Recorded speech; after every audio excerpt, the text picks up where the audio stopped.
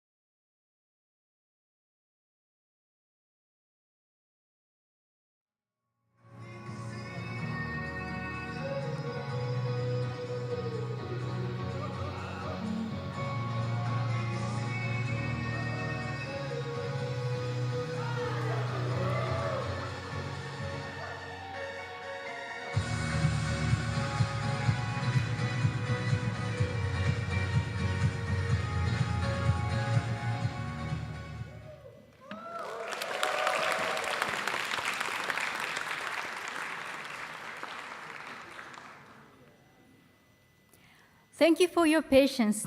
We will now begin the closing session of the International Youth Conference on Biodiversity, Yokohama 2024.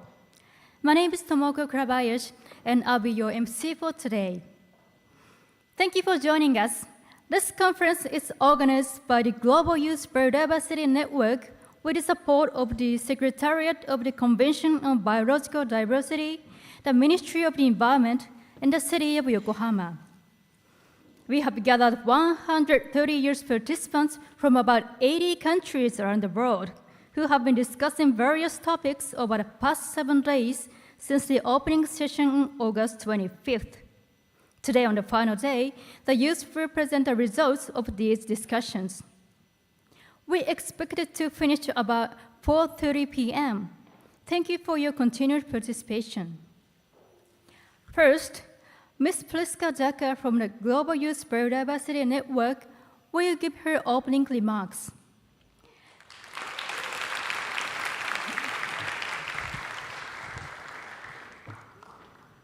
Welcome everyone to the closing session of the International Youth Conference on Biodiversity. Colleagues, it is my great honor to have this opportunity to deliver the opening remarks at the closing ceremony of YCB. First of all, I would like to express my sincere appreciation to all the participants from all over the world for joining this conference. Thanks to you, we are here today at the closing session with a good feeling of having had fruitful discussions and conversations. I would also like to express my sincere appreciation to our partners for making this possible: the Ministry of Environment of Japan, the City of Yokohama, the Secretariat of the Convention on Biological Diversity, and the Japan Biodiversity Fund, who trusted us and are here today to be part of this moment. And special thanks to the organizing team of this conference. Imagine receiving an email that could potentially change your life. The subject line is not specific, and the first few lines seem to be a polite rejection. That was me in 2017 when I received a message from Christian about the first GYBN capacity building workshop in South Africa, which I had applied for.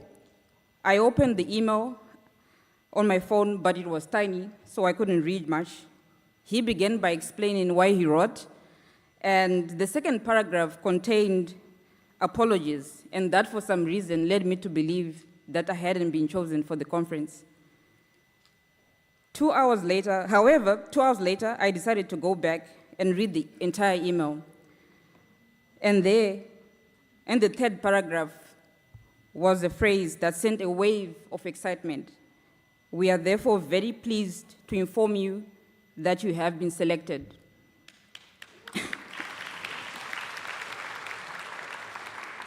In my case, the email was the beginning of a journey that I would never imagined. It led to new opportunities, personal growth, and a sense of purpose that I never felt before. Most importantly, I discovered a community in which I could belong, the Global Youth Biodiversity Network. I'm sure some of you feel the same. Just like me, you discovered a life-changing opportunity. Today, as we conclude this remarkable conference, let's reflect on the journey we've taken together. We began this conference as individuals from more than 100 countries, each with our own unique perspectives on biodiversity. Today, we stand united as a global community committed to protecting our planet's natural heritage. I cannot overemphasize the transformative power of youth gatherings. And this conference has been more than just a gathering.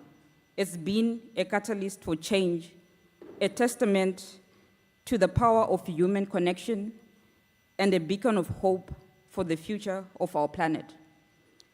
I am convinced that it is very meaningful for young people like yourselves from various historical, political, and cultural backgrounds have invested precious time to participate in this conference. I hope that you are proud of your efforts. I also hope that you will cherish the global network you have gained through this conference and continue your efforts towards living in harmony with nature. In light of the challenges our world faces today, it is crucial to be part of a supportive community that fosters empathy and collaboration. Together, we can inspire each other, share innovative ideas, and drive meaningful change. Thank you. Thank you, Ms. Daka. Next, Mr. Kentaro Asahi, Parliamentary Vice Minister of the Environment, Ministry of the Environment, Japan, will deliver his address as one of the organizers. 大丈夫です。日本国環境大臣政務官の朝日健太郎です。本会議が成功裏に閉会を迎えられたこと、心よりお喜びを申し上げます。また本会議を主催された生物多様性グローバルユースネットワーク、ホストを務めていただいた横浜市、多くの調整をいただいた生物多様性条約事務局の皆様のご尽力に心より感謝を申し上げます。この会議では、世界中の国々から生物多様性に関連したユースの皆様が、この横浜で一堂に会し、生物多様性を増進していく上で、ユースが今後果たしていくべき役割や方向性など、大変活発な議論が行われたと聞いております。2022年12月に採択された今名モントリオール生物多様性枠組みでは、2030年に向けて我々が達成すべき具体的な目標が定められました。しかし、本枠組みの実施、また目標の達成に向け、我々に残された時間はわずかしかありません。私は本枠組みのターゲット22でも明記されているとおり、本枠組みが目指すゴールやミッション達成に向けては、生物多様性に関連する意思決定へのユースの参画は必要不可欠だと考えております。ぜひ本会議で得られた知見やアイデアを、ぜひそれぞれの取り組みに活用していただきたいと思います。また、この会議で作られたネットワークをますます発展させていただき、皆様の世代、さらには将来世代のために2050ビジョンを実現するため、ユースによる取り組みを世界的に盛り上げていただければと思います。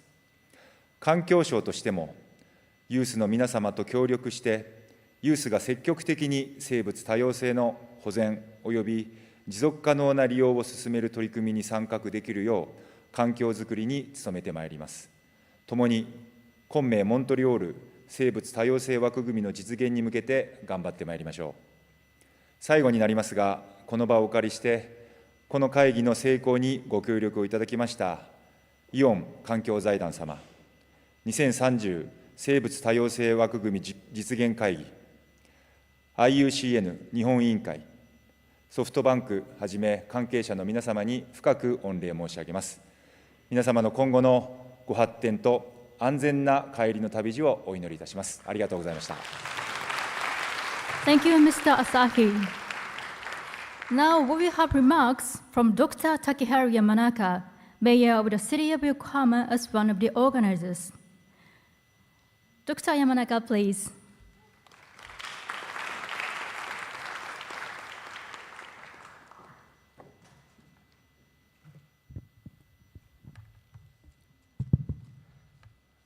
Hi, everyone. How was the conference?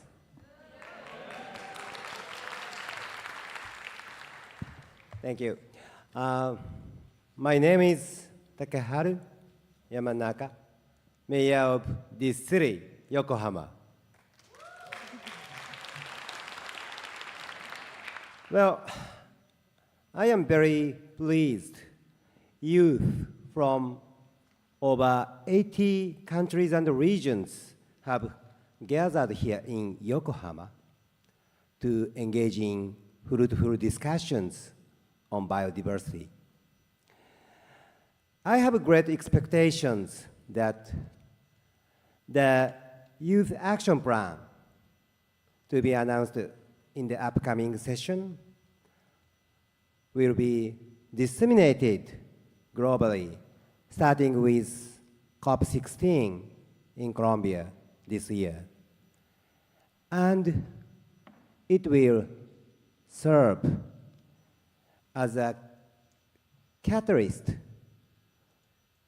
for changing the awareness and actions of people in the world toward living in harmony with nature. So I sincerely hope that this conference will be a major step for achieving the global biodiversity goals, and I am very honored these discussions have taken place here in Yokohama.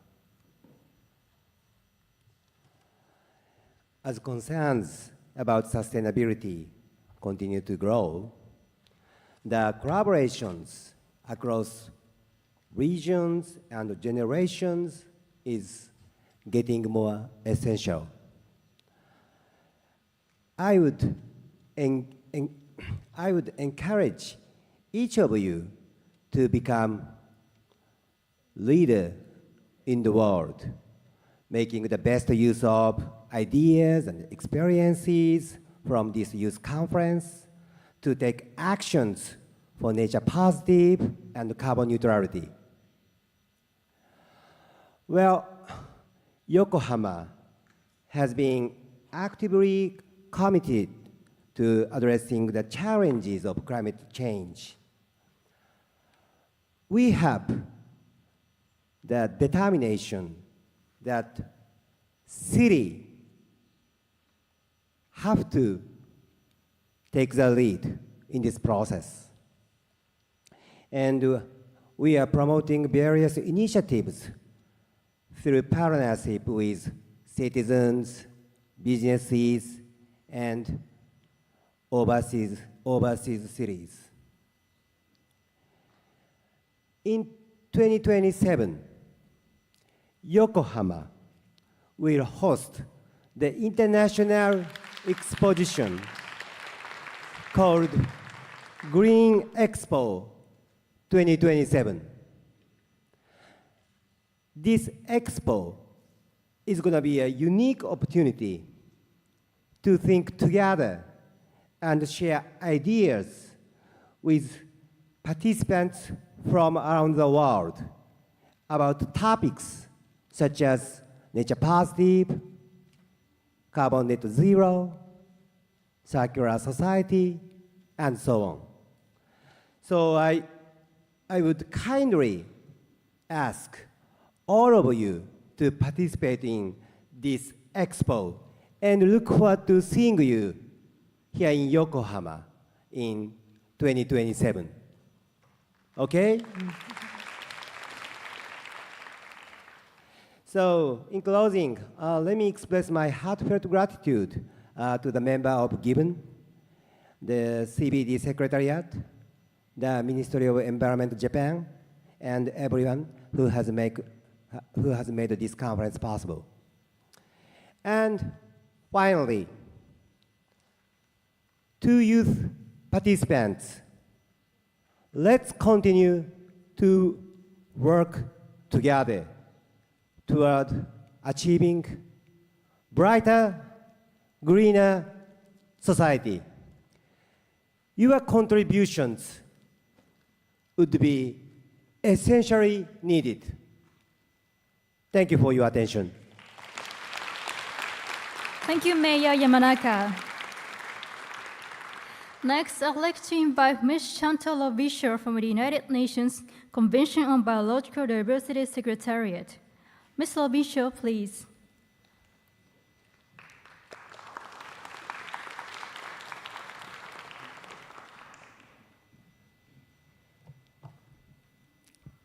Thank you. Thank you for having me. It's really an honor for me to be here today to represent the executive of the Convention on Biological Diversity, whom you've met last week, Ms. Astrid Shoemaker, and to share the following message on her behalf. Mr. Vice Minister, Mr. Mayor, distinguished delegates, dear colleagues, dear IYCB participants, this week in Yokohama, Japan, you have been catalysts of change. This week, you, young participants, each and every one of you from around the world, have worked tirelessly to transform our world so that societies can live in harmony with nature. You've connected across cultures, languages, nationalities, gender, and even generations. You've been sharing knowledge in science, governance, education, and so much more. These connections provide the fertile ground that is needed for seeds to grow and for change to happen. You are the future ancestors, shaping your own path and inspiring others to do the same, inspiring others to become who they need to be, to repeat the wise words of our colleague Josefa, who is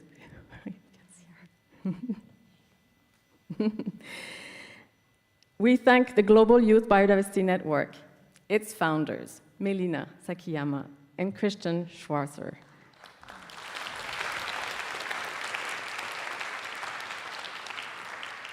Who started the journey in Nagoya City in 2010. We applaud you for your vision, perseverance, and commitment, for your capacity to rally others around a common goal, preserving all life on Earth. We applaud your allies of the first days and those who are joining the movement today. The network can be proud of the trees that have grown from the seeds that were planted 10 years ago and for the fruit that are multiplying every day. We thank each of you for your dedication, for leading your own journeys, for advocating for biodiversity, holding decision-makers accountable, engaging in grassroots actions, relentlessly knocking on doors, and diligently using the spaces that are offered to you to grow and make your voices heard, like this one. As youth, you are agents of change. And remember, you're not alone. Once more, let me applaud the Ministry of the Environment of Japan and the Japan Biodiversity Fund for their long-term commitment to youth. As co-organizers of the conference, their dedicated representatives worked with all of us, and you have met them, and you know who they are. They worked from their offices in Tokyo to Kamigo Morinori, and even to the hospital, from what I hear.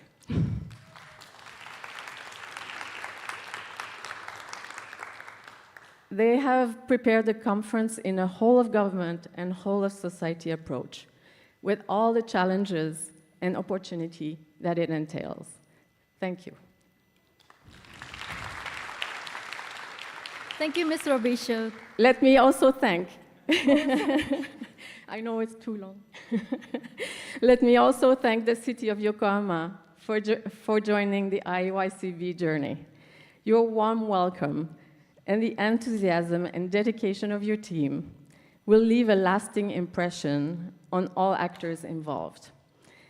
I invite you to share also your experience with other local authorities and subnational governments, and to continue to make space for young people in future initiatives, as is already the case in the planning of the Green Expo 2027.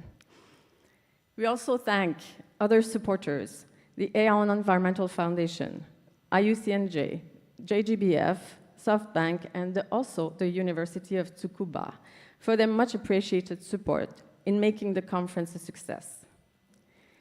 The International Youth Biodiversity Conference represents a memorable milestone for the convention, for youth engagement in the convention in particular. It is a meaningful journey for all of us beyond this room.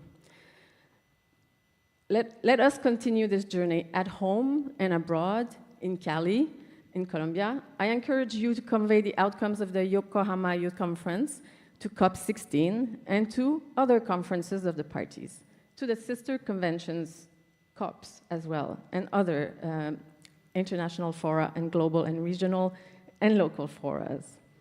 I look forward to seeing your visions, your roadmaps, and your plans take shape.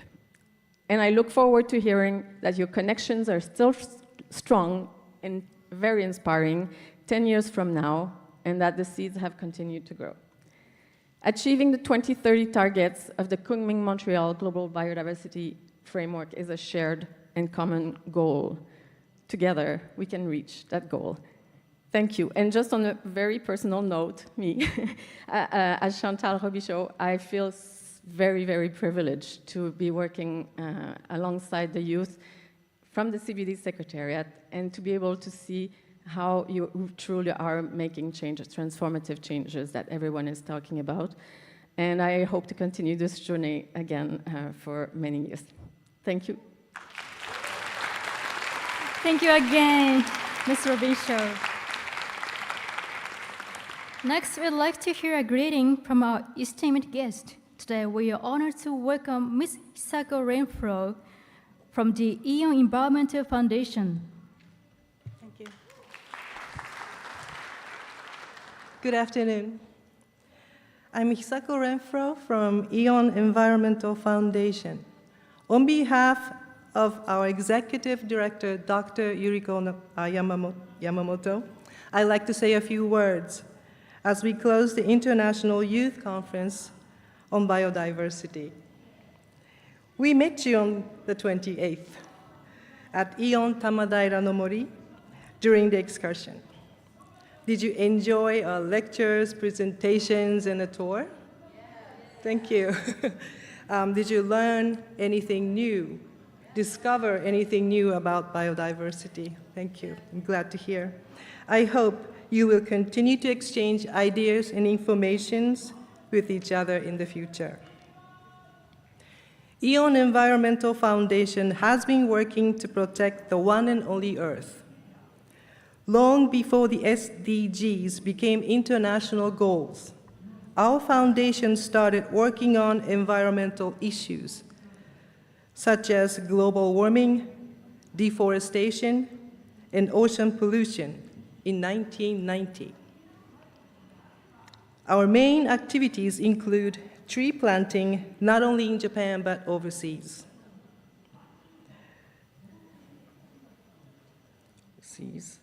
And grants to organizations engaged in environmental activities and environmental education and research. In fact, we planted over 1 million trees on the Great Wall of China, a total of 12.68 million trees. The Midori Prize for Biodiversity is a major activity of our foundation. In collaboration with SCBD, the Secretariat of the Convention on Biological Diversity of the United Nations Environment Program. This prize is given to the individuals who are recognized for their outstanding biodiversity conservation activities. The prize ceremony will be held during the COP16 high segment meeting in Cali, Colombia this October. We've been working on biodiversity with SCBD since 2020, when Ms. Melina Sakiyama became the winner of the Midori Prize for Biodiversity as a representative of GIBN, the Global Youth Biodiversity Network. We have been collaborating in many ways. In the same way, we need your empowerment to send out new thoughts and ideas. Please continue your powerful activities to achieve that. Lastly, I'd like to talk about peace a little bit, the most fundamental principle of AEON. Peace is not only the absence of war or violence. Of course, the greatest environmental destruction is war, but we need the ability to overcome war and natural disasters. That is where a peaceful society can exist, we believe. I really hope that you, the youth, will be actively, consciously involved in building a peaceful society together. Thank you again for your active involvement in this program, and we all wish you the best for your future endeavors. Good luck. Thank you. Thank you, Ms. Renfro. So we now have a photo session with the organizers and guests. Ms. Daka, Mr. Asahi, Dr. Yamanaka, and Ms. Robisho. And Ms. Renfro, please come on to the stage. And our staff are now preparing for the stage. Please wait for a while.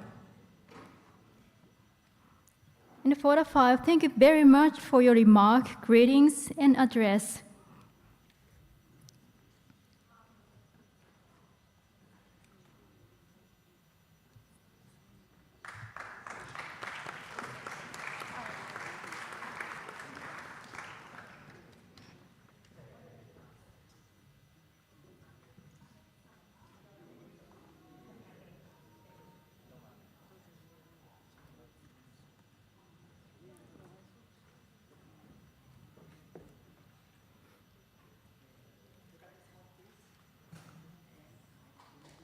Now we will begin the official photography session, followed by the media photography.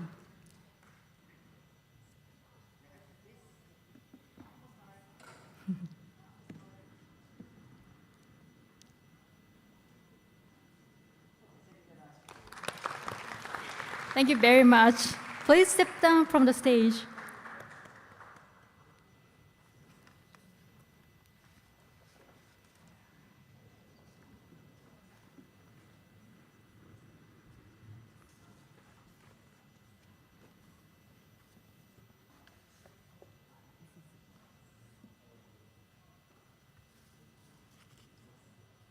Now our staff are creating another stage for the next event. Please wait for a moment.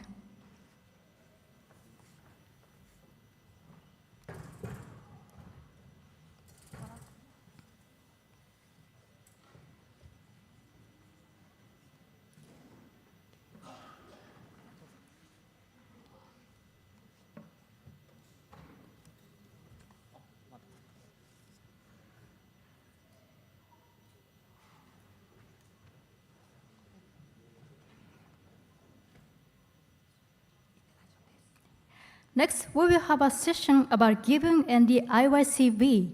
GIBN was established following the 10th conference of the parties to the Convention on Biological Diversity, held in Aichi, Nagoya in 2010.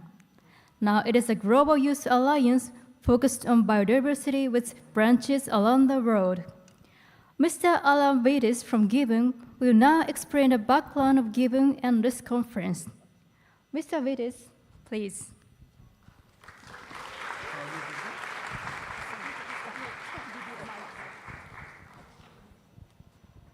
Hello everyone, so before to start, I would like to give the mic to Mark, so he will be doing something with you, so please Mark. Test. Hello everyone. Ohio. So good evening. I am just going to do a really simple icebreaker, just so we wake up a bit and it's easier for us to absorb the presentations and sharings that happens later. Is that okay? Yeah. Yay. Okay, so to do that, I will need four volunteers. Anyone? Okay, 1, 2, 3, 4. Come on, come here, quickly. We don't have time.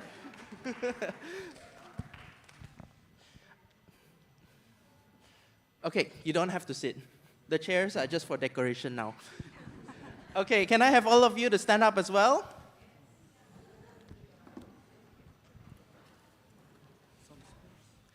Okay, before we start, let's just do a little simple stretch, okay? With your hands up, hands up, hands up, hands up. Stretch to this side. Oh, now stretch to the other side. Oh, stretch forward. Ooh, stretch back. Okay. Okay, so you guys know, I think you guys have heard this before. It's a really simple game. It's called head, shoulders, knees, and... okay. Okay, follow me again one more time. Head, shoulders, knees, and toes. Okay, we're going to make it a little bit more interesting. We're going to combine it with Simon Says. So how that game works is, when Simon says, touch your head, then you touch your head. If I say, touch your shoulder, then you don't touch your shoulder. Because, so only when Simon says, then you do it, okay? So to make it shorter, I would just say, Simon says head. Touch your head, quick. Simon says shoulder. Simon says knees, toes. No. Okay. Simon says head. Simon says head. Simon says head. Shoulders. No. Okay, so we are in a really amazing place now. I think how many of you first time, this is your first time in Japan? Hands up. Wow, amazing. How many of you can speak Japanese?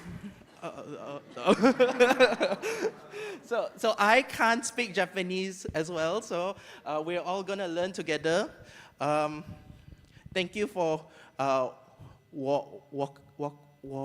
Woko for teaching me just now, sorry. So how to say head is atamo, correct? Atamo. Atama. Kata. Hiza. Sumosaki. Is it correct? Sumasaki, sorry.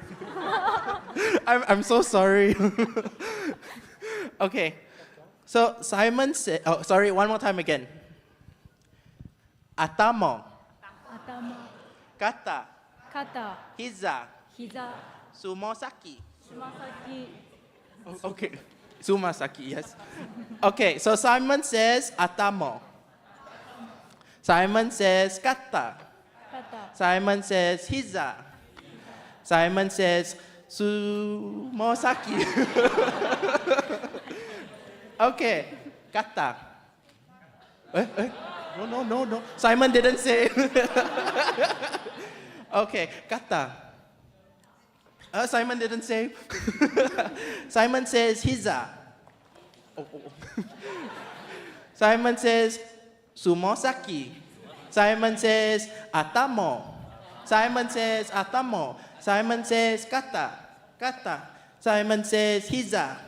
Kata. No. Okay, are you all feeling awake now? Yeah. Okay, thank you so much.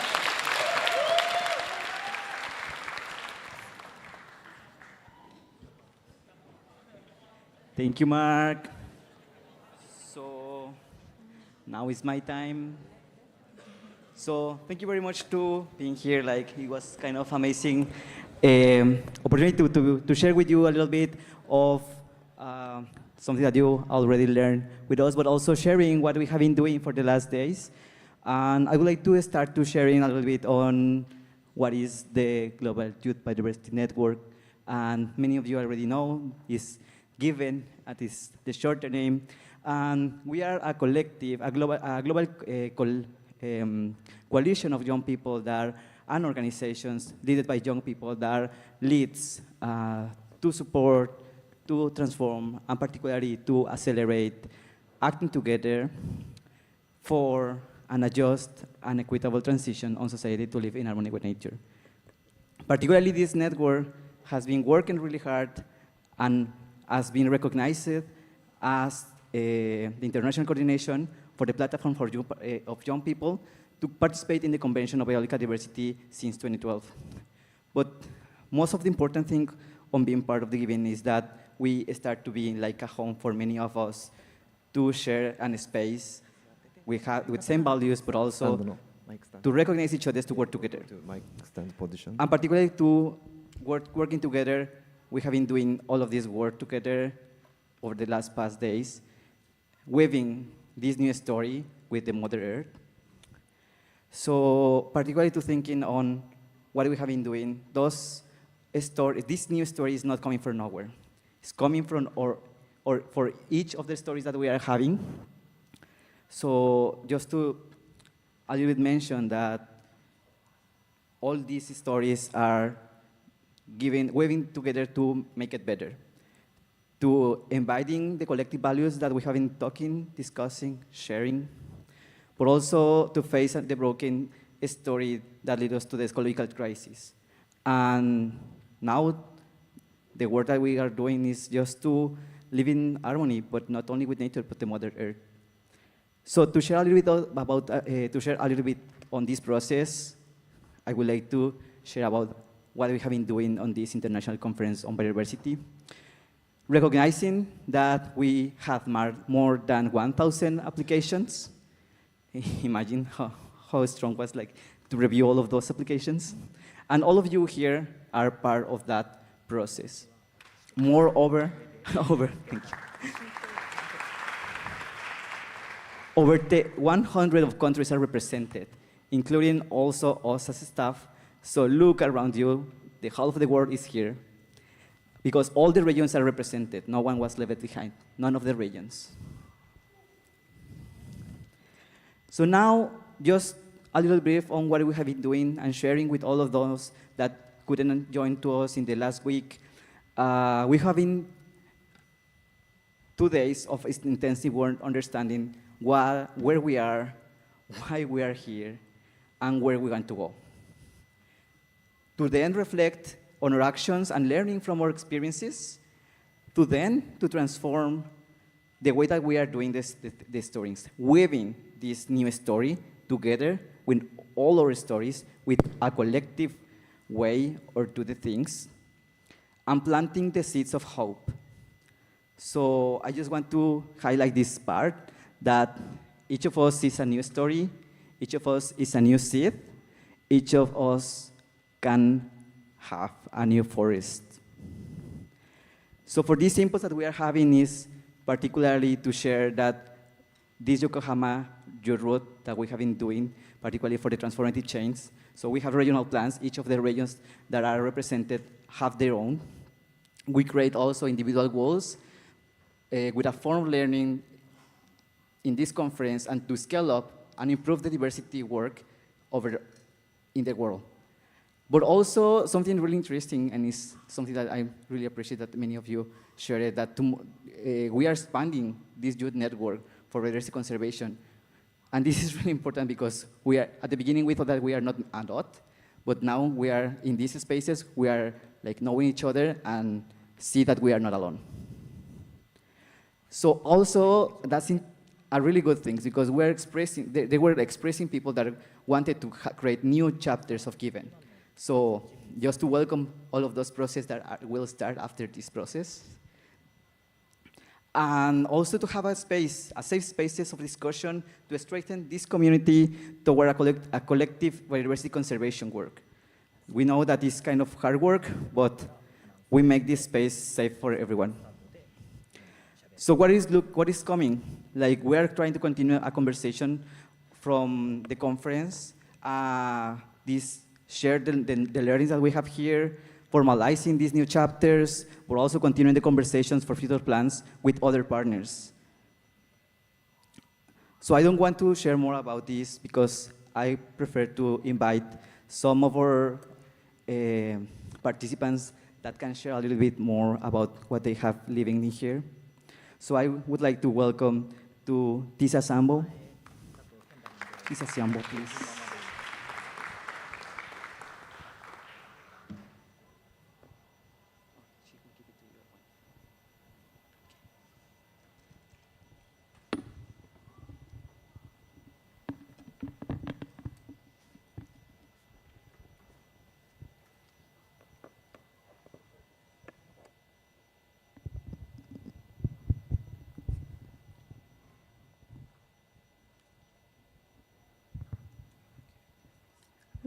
Ladies and gentlemen, Japan Ministry of Environment, the Mayor of Yokohama, representatives of the United Nations CBD Secretariat, and distinguished Japanese officials in this room, my fellow leaders and change makers around the globe, I'd like to thank you for this opportunity to share with you what I have learned throughout this journey in the past 1 week. As we gather here on the final day of the transformative conference, I am deeply moved by the collective wisdom, the passion, commitment that each one of you has brought to this conference. Over the past few days, we have discussed critical issues that define our planet and issues that demand our immediate action and attention. In one of our sessions, we confronted the harsh reality of eco-anxiety, and this is one of my key takeaways: the overwhelming feeling and helplessness that many of us experience as we witness the ongoing degradation of our environment. As I speak today, I traveled about 21 hours from a landlocked country called Zambia. I came here with so much hope to learn a lot and to take back a lot to my home country because of such critical issues such as eco-anxiety. In Africa, not just Zambia, countries like Zimbabwe, Kenya, Malawi, Mozambique, to mention but a few, are currently facing severe biodiversity threats like encroachment, illegal logging, illegal wildlife trade, human-wildlife conflict, plastic pollution, and deforestation. However, in my country, all this is also compounded by a severe drought as we speak. Our rivers have run dry, and we depend on hydroelectric power. We go 16 hours without electricity in a day. And a lot of this is attributed to the depletion of forests. On record, we have about 272 approximately hectares of land constantly being degraded due to deforestation. At the International Youth Conference on Biodiversity, we learned about biodiversity values and honorable harvest, emphasizing the importance of sustainable practices and the integration of indigenous knowledge in our conservation strategies. This is because the consequences of biodiversity loss are far-reaching and deeply felt by communities who depend on these ecosystems. We also learn to protect environmental defenders and understand that our fight for biodiversity is not just an environmental issue, but a profound human rights challenge. At this conference, we have been empowered to use to use art and storytelling as tools for driving change and utilize it to communicate complex environmental issues, to raise awareness and inspire action. We learned that art is a tool that transcends language barriers. It stirs emotion and ignites movements like this. We've learned that young people around the world can be empowered through us to tell stories of our ecosystems, our communities, and our struggles in a way that resonates deeply and universally.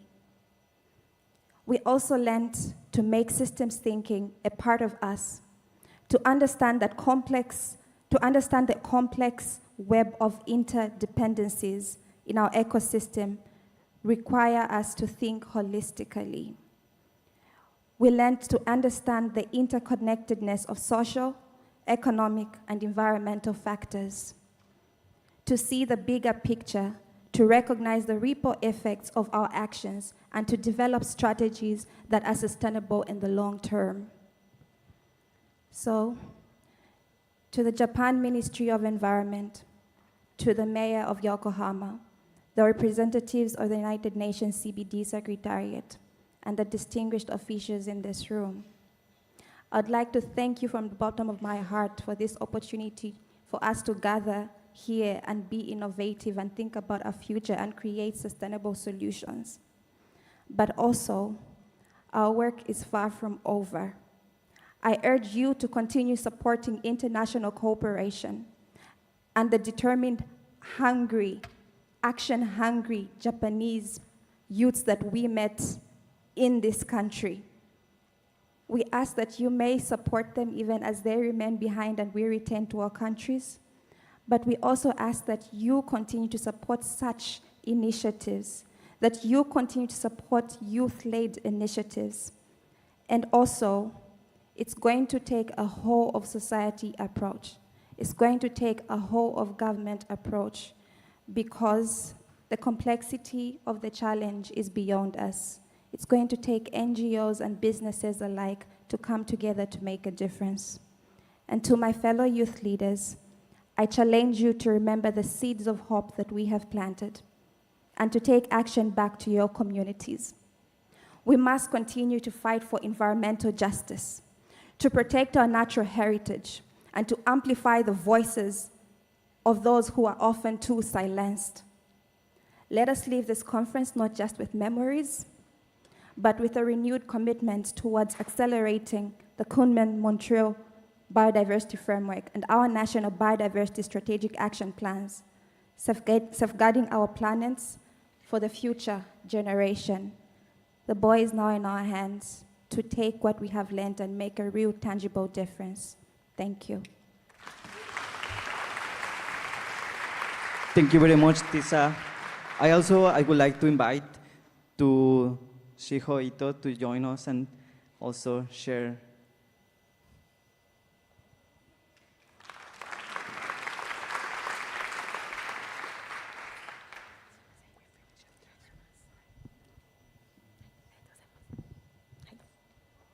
All right. Good afternoon, everyone.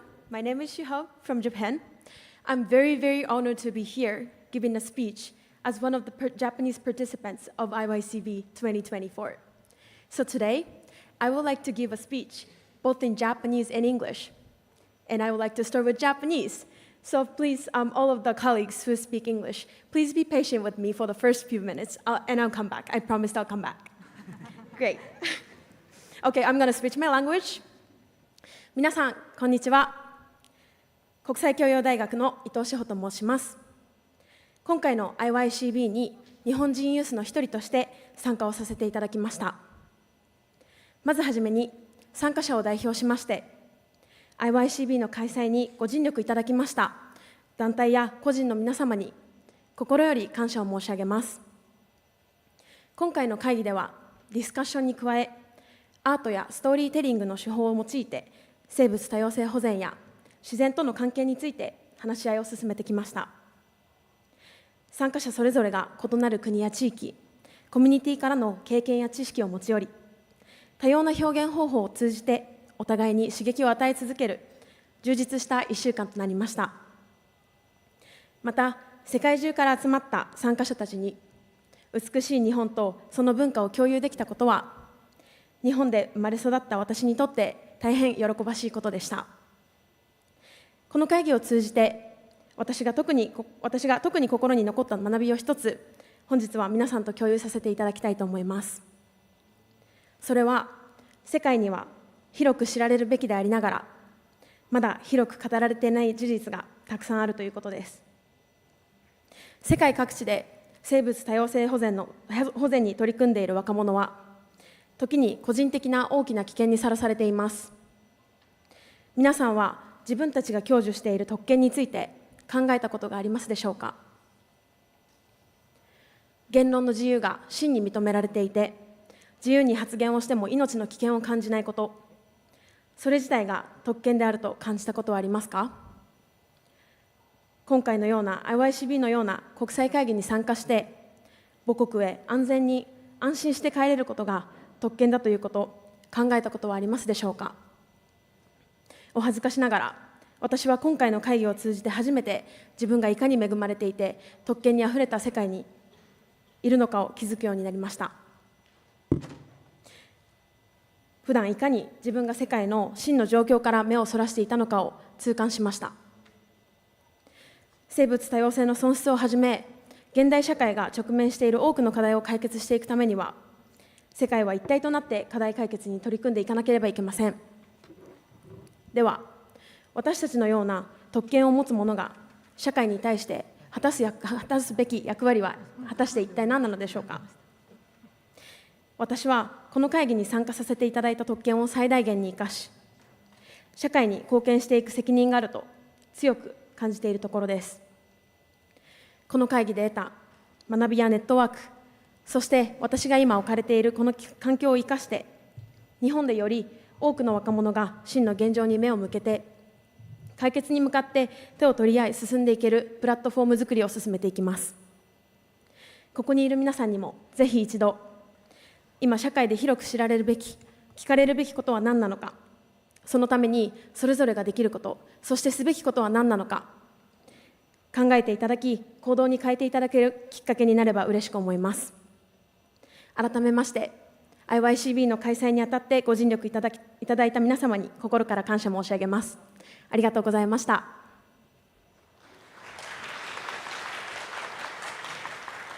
All right, now I'm going back to English. First of all, I would like to show gratitude and appreciation to all the organizations and individuals who have been involved in organizing such a wonderful conference. I was delighted to have an opportunity to share not only my experiences and insights, but also my beautiful country and culture with my wonderful, passionate colleagues from all over the world.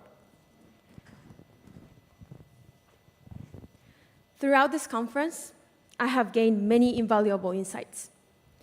One of the most profound takeaways has been hearing the often unheard stories of our brothers and sisters who are taking immense actions for biodiversity conservation, sometimes at great personal risk. These are individuals who are fighting for their lives, families, and communities every single day. As we reflect on these experiences, it becomes clear that we all live in different bubbles shaped by our unique backgrounds and environments. It is often challenging to realize what is happening outside the bubble we inhabit. But despite these differences, there is a deeper truth that unites us. We all share the same kinship. Here at this conference, we are one team, united in our approach to tackling the issues we face and changing the systems that perpetuate them. We need to connect the bubbles to have a deeper understanding of each other in order to approach a better world altogether as a team. Thanks to the given, we have come together here in Yokohama, shared our stories, and rethought our realities. This conference has been a powerful reminder that Japan, and indeed all of our countries, need to make a stronger contribution to addressing the social issues that are occurring worldwide.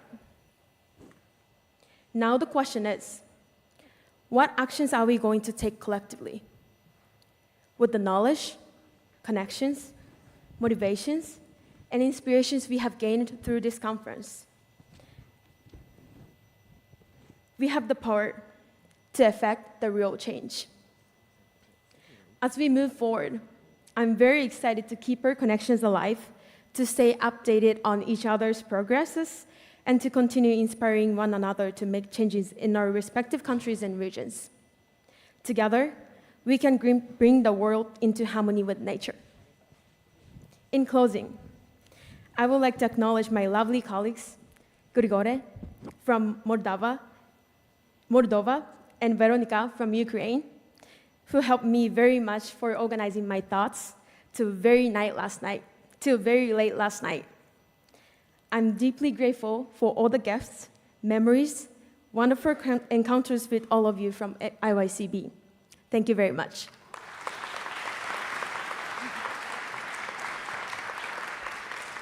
Thank you very much for the 4 members for the ice break and great presentations. Next, we will begin the first part of the organizers' session. At this International Youth Conference on Biodiversity, approximately 130 youth participants from around the world have come together.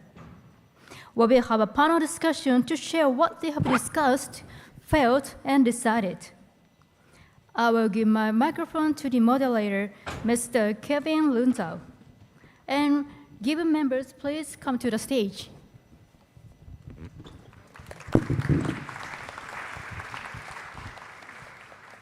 Good afternoon. Good afternoon, colleagues. My name is Kevin Lunzalu. I come from Kenya, a country in East Africa, and I'm here to moderate this session on action and doing.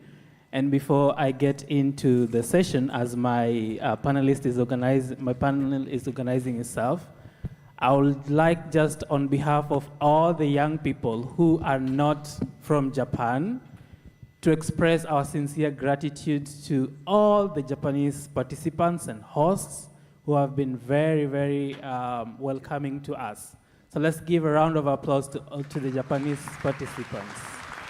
Thank you. Distinguished colleagues, as you have had and maybe directly witnessed, the Global Youth Network is a community of doers, a family of cross-pollinators and change makers, young people who are committed to overcoming all sorts of barriers, from the stories that you have had from different continents, different cultures, different backgrounds. These young people that you see in the room that came from a pool of over 9,000 young people are truly the cream of the cream. And so let's also clap for them for making it out of that huge amount of applications and making all their way to Japan. These young people are truly shaping the future, and in front of you we have representatives from the participants coming from all the different regions that Jibin is currently present, and also representing our Francophone speakers and the indigenous communities. So, ladies and gentlemen, thank you so much for joining us. I have a very simple question. This session is about what we are doing on the ground and how the experience of this conference has influenced that. And so I'm going to just welcome our first speaker, and just to remind you all that please keep your interventions below 4 minutes, because we only have 35 minutes in total for this session. And so I welcome our representative from the Latin America and the Caribbean, Sole, to start us off. Hello, you listen to me? Can you listen? Yes? Okay. Hello, everyone. My name is Sole Spinola. I'm from Paraguay. And first, I would like to share with you all my happiness, because my heart is full of inspiration because of you. After participating in the AYCB and having the opportunity to meet all of you, I don't know, I feel so inspired, and meeting you and know all the things that you are doing in your countries it makes me so happy, really happy. And to respond to their question, I'm gonna say some of the key initiatives that we are doing in Latin America and Caribbean. So we're carrying out a lot of capacity building to young people about biodiversity, so they can know about the policies, the global biodiversity framework, the NBSAP process, that is the National Biodiversity Strategies and Action Plans. So the main goal is to bring more young people to participate in these spaces. And also, we have a lot of examples, like the School of Biodiversity or Escuela de Biodiversidad that Given Chile are doing, and also the Jornada de Biodiversidade. I hope I'm saying that correctly, okay, in Portuguese. That is the biodiversity workshops. Another thing that we are doing in Latin America are strengthening the relationship with the focal points of the CBD. And we already doing amazing work with them, like Mexico, our chapters for Mexico, also Colombia, Chile, Peru, Paraguay, and several more.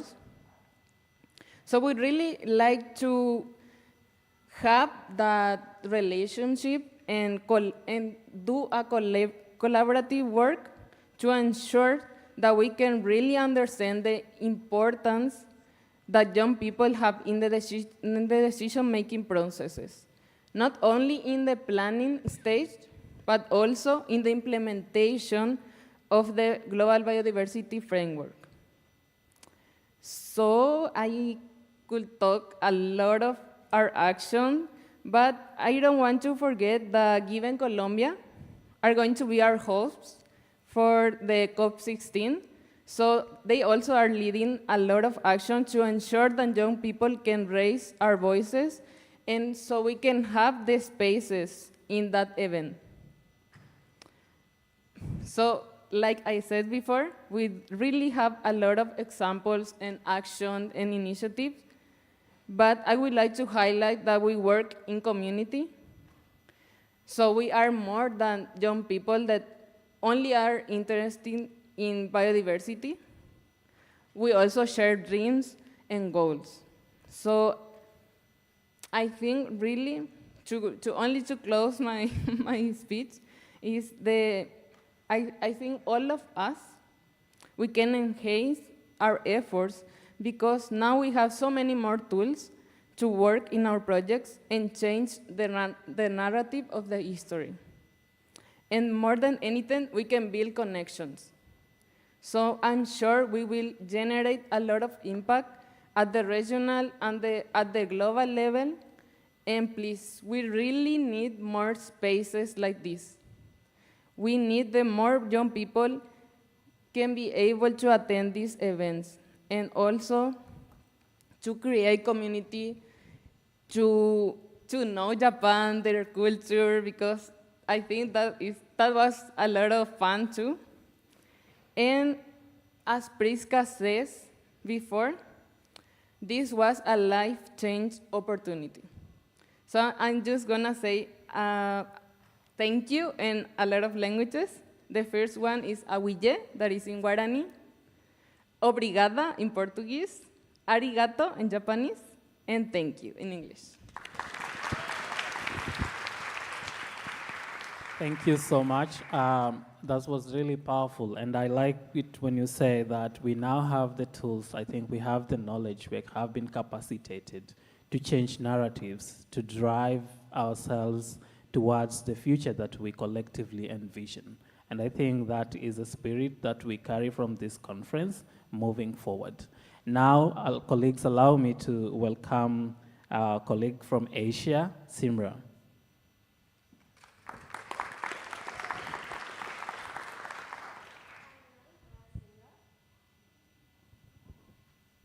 Sorry. Hi everyone, my name is Simra. I come from Sri Lanka, which is a beautiful island located in the Indian Ocean. I just want to start by saying it's truly such an honor to represent my country and also my region. and sort of give you all feedback on what we learned at IYCB and how we're going to implement it in our countries and communities back home.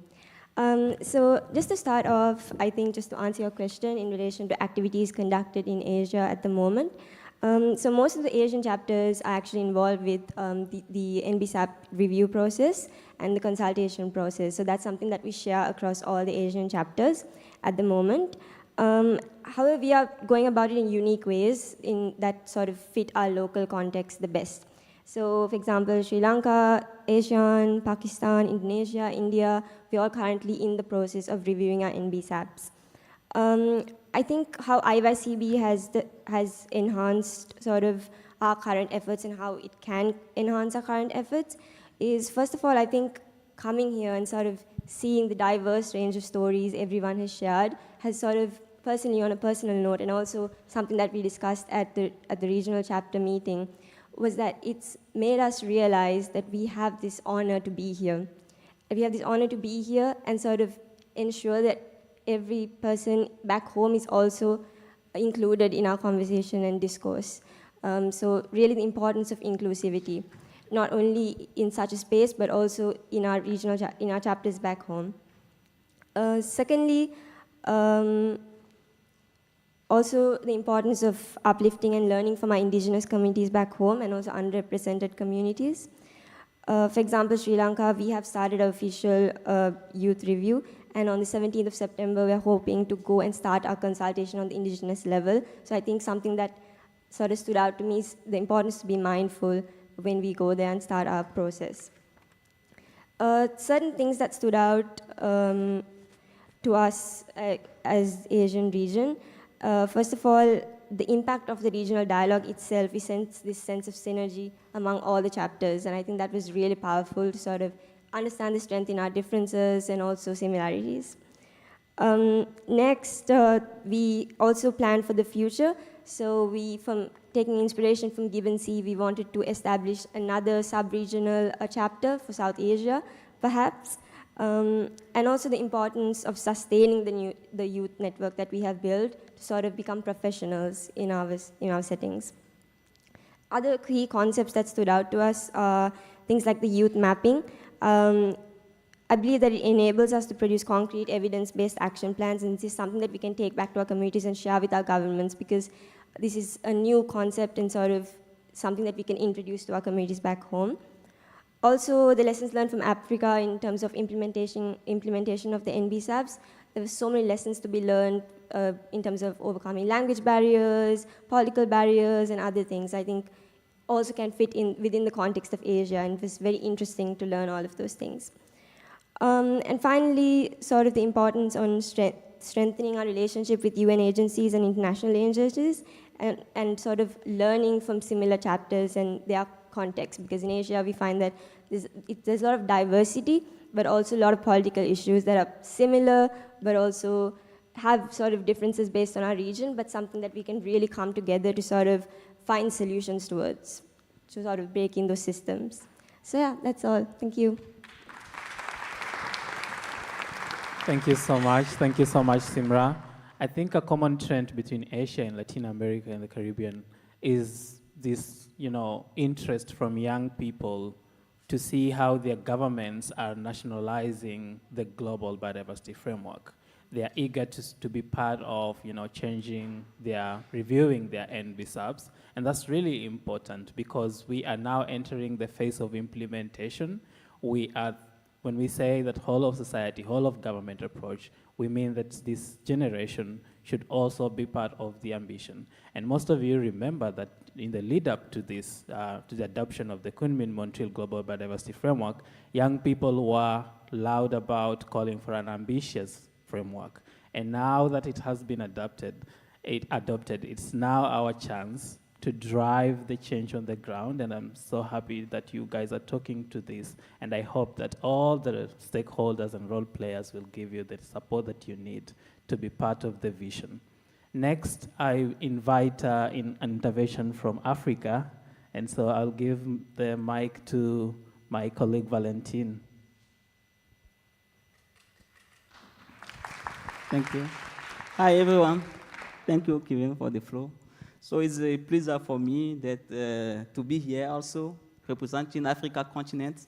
And let me talk more about some activity we make in Africa, especially in my own country also.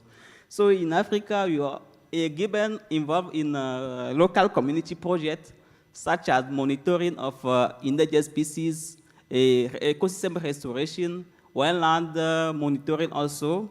But also we have a lot of educational programs in which we make aware our community in a lot of topic related to biodiversity, conservation, key biodiversity area, protected area also.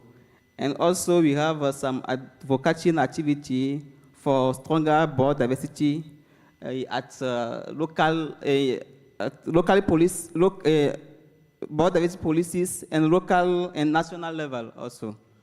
And we have a lot of, we involve us in community engagement in which we involve a local community in biodiversity conservation through participatory approach and empowerment them to the tools and knowledge which contribute effectively.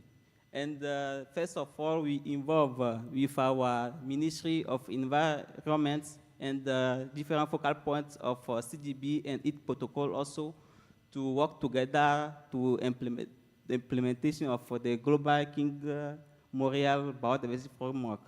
So to take part in this conference, we have a lot of value, and let me talk about one of them. So this conference engage with to international youth leaders from international region and country in Yokohama here, and we learn more about the methodology, educational methodology here, and it's very important, and we have now one platform to share our own methodology to our leaders and get feedback to them. Also, this conference offers me more understanding of the global biodiversity framework and policies. And now it is also provide an opportunity to connect with a powerful policymakers and activity who can support our advocacy works. And also this conference provide some strategic for effective community engagement, because it is important we will learn more about some strategy to involve our community in our activities, according to take part in, for example, peace and conflict thematic. We learn more of it, and it will be increase our impact in our own country. But also we have here in Yokohama knowledge exchanging, because we have here the opportunity to make networking and collaboration. And so we can build a lot of relationship, and that can grow our leadership, and now we have an opportunity to share resources and experiences with other participants here. And by presenting our contribution in our own country, our commitment in visa review process, it gives us a visibility and advocacy. So thank you. Thank you so much, Valentin. And you know, as the co-coordinator of GBIN Africa, I strongly connect with most of the sentiments that you have raised. You know, coming from a continent where young people like you are facing a myriad of obstacles, just to see that you are trying to overcome all this and put your boots on the ground and to implement the biodiversity plan and to drive all this ambition is inspiring. Right now, GBIN Africa has more than 35 chapters, which is a significant step, and I hope that more young people like you will bring other chapters on board. And it's also great to learn that this conference has been a knowledge-sharing platform for you, that you share experiences on how youth from all these regions are doing this on the ground and how we can collectively move forward. So at this point, I'd like to cross over from Africa, go just right north and into Europe. So Nasta. Hello, can you hear me? Hi, I'm Nasta. Originally, I'm from Russia, but currently I'm living in country Malta. I have to clarify what is Malta. Malta, it's a tiny, tiny group of islands in the middle of the Mediterranean Sea, located between Sicily and Tunisia, which is basically a European border with North Africa. And representing the Europe, I would like to, first of all, yes, I'm really thankful and grateful for Gibbon representing 2 countries in this plenary. And with all my colleagues from European region, I would like to share that we are not represented that much because, of course, the majority represented participants are from the Global South, and the fact that European Gibbon network is large, but of course comparing, for example, to Africa, not that large. And most of the participants from European regions are not part of Gibbon, or there is no chapter yet. For example, me, I'm currently working for the organization which is part of another network called BirdLife Malta. And me, personally, I'm working with the young leaders in Malta, and we try our best to raise the youth voice in Europe. And with that, I can highlight, for example, one of our projects called It's Time, which is basically creating the youth council of young leaders from all the countries where BirdLife is located to bring the young voice in the topic of the bird conservation bottom up. And I think what we came up with, my colleagues from Europe and Central Asia, also guys to highlight you. So we were sitting together and we realized like we also need these spaces to sit together and to think what we can do together as a Europe, because Europe is it's still divided by its own countries. And we even came up with the idea maybe to gather together in Azerbaijan. And Nur, where are you? So maybe we will come up with our own roadmap of developing of young leaders of Europe together in nearest future. But what this conference gave to us, and me personally being not part of Gibbon, what I saw a lot of proactive young leaders and influencers who take their responsibilities and who do really care about what's going on in their communities and who really do care about the future of their countries and their regions. And this conference is not just a conference, it's first of all space where we can clarify our global and our regional why to understand our basement from where we start. We share the empathy together, and also we connect between each other. I don't know how about you guys, but I have never ever experienced such a cultural experience within like 1 week, intense meeting people from every region possible. Me, first time. I don't know, maybe you do it every month, I don't know. And of course, this conference is quite life-changing for me.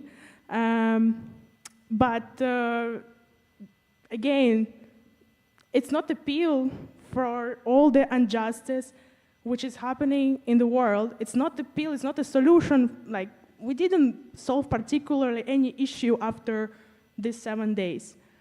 But what is this conference is practically the tool which we can use. And in case you use it in the right way, it works. In case you don't use it, it doesn't work, of course. As And the outcome, which can be taken from this conference, it's our own responsibility. During the sessions, we didn't learn best way how to protect each and every species. We didn't. But what we learned is the ways how to find the compromises, how to communicate to local governments, to communities, and how to connect between each other, how to ask questions, and how to demand the outcome. But that happened not just because the facilitator didn't want to give us this magical pill of the solution, because this pill is just not existing. And in each and every country and in each and every region, we already know what to do. And with this conference, we just take this tool, we're coming back home. If we don't know what to do, we ask local governments, communities, universities, youth groups, NGOs. We ask and we fill up this gap of what we have. We find ways to find the resources, because that's what we learned here. And I don't know, I hope you're excited as I am about this conference in general, and maybe you already think what is going to be in the future, where we will see each other next time. But the thing is, the agenda and the messages of the next conference depends on our homework, which we will do after we come back to our communities. And all the magic happened not during last 7 days, but all the magic happened once we coming back home, doing our routines, meetings, agendas, discussions, fightings, and all this stuff to really move on the actions we clarified as which meant to be done to achieve what we want to achieve. And yes, thank you for being here. Thank you for having me. And I hope to see you again. Thank you. Thank you so much. And one thing that I can pick from your intervention is, when you created the Youth Council, it reminds all of us of, how young people have been really striving to be part of decision-making tables. It has always been a struggle.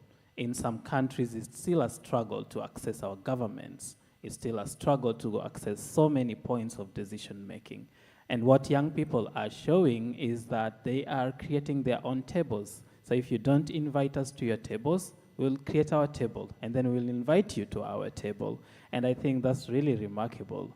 And they've always said that youth needs to be organized, and I think your chapters, your region is showing that young people are increasingly organizing themselves and they are ready to be engaged. So let's clap for European chapters as well. So next we are going to the Pacific, and we are going to just spread out our hands, everybody. So, spread out like this. Bend to the right. Bend to your right. Maintain the position in your right hand side. Okay, now let's slowly go to the left side. Slowly go to the left side. All right, we have arrived in the Pacific. And I would like to welcome Claire.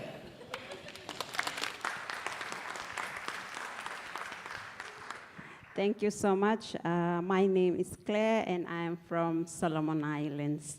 So today I'm very excited to not only represent my country, but to represent the Pacific region. So as the Pacific Biodiversity Youth Coordinator for the Secretariat of the Pacific Regional Environmental Program, one of the key initiatives I'm working on is to support and enhance the youth engagement in the biodiversity space across the Pacific region. This conference does not only add value to this initiative, but it provides a platform for my fellow Pacific Islanders to meet and to discuss our work, not only amongst ourselves, but also with the rest of the youths in the globe. Today, we have 8 Pacific participants. And yes. And we represent 6 Pacific nations, which is something that we rarely do at global stages.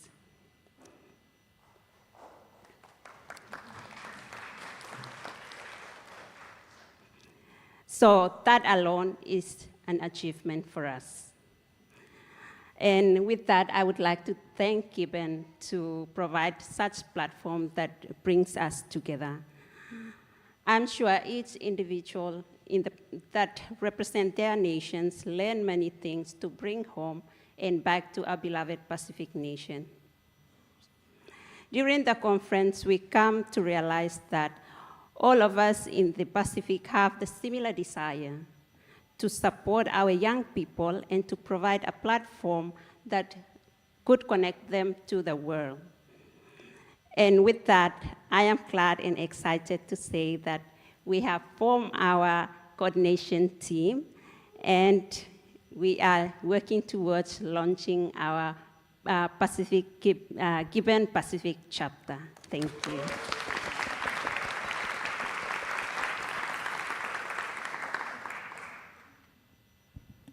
Oh, let's clap for her again. Very interesting story, and we are excited about an additional chapter. We can never have enough chapters, so thank you so much. I see that we only have 5 minutes, but we have to quickly roar to the indigenous people and then hear from our French representatives. So what I'm asking everybody is to hold your hands like this. Okay? Okay, roar to the right, and then let's slowly roar to the left. Slowly. All right, and then roar to the right again.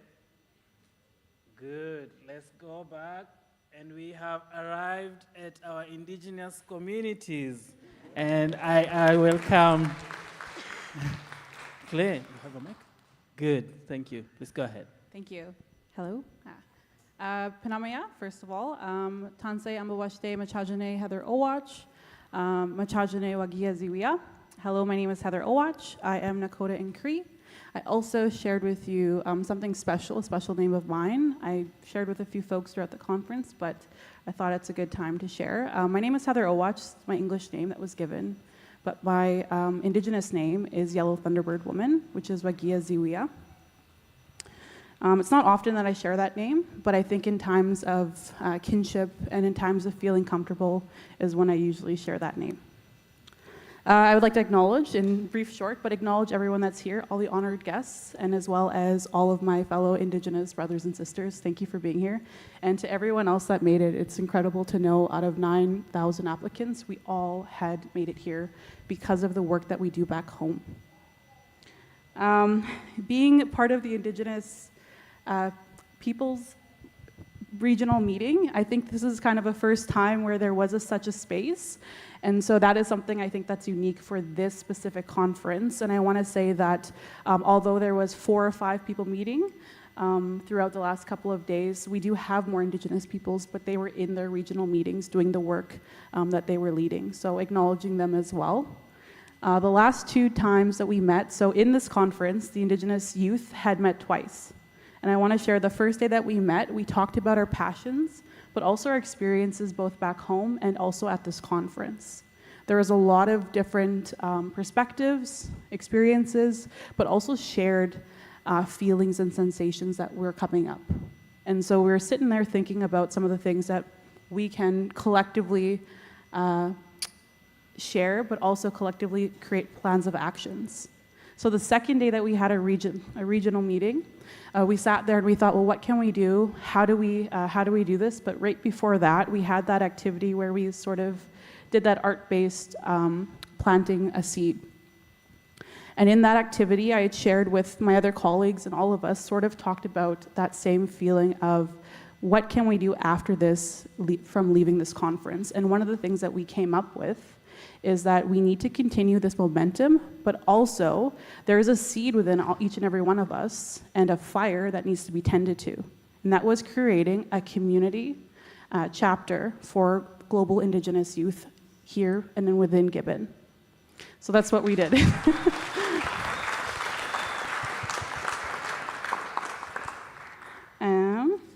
Let me just open up my quick notes.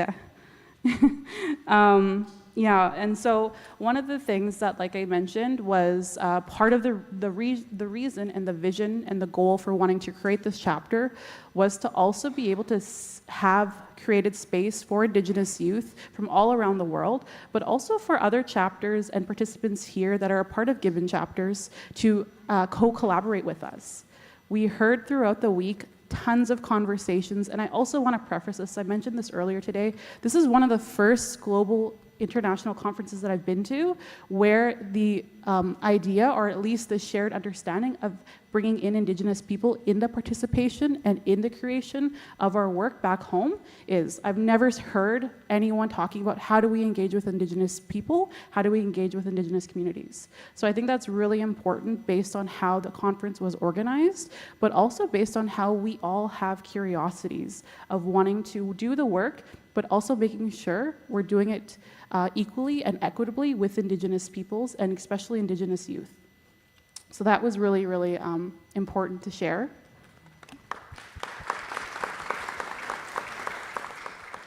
And then lastly was, like I mentioned, our shared vision.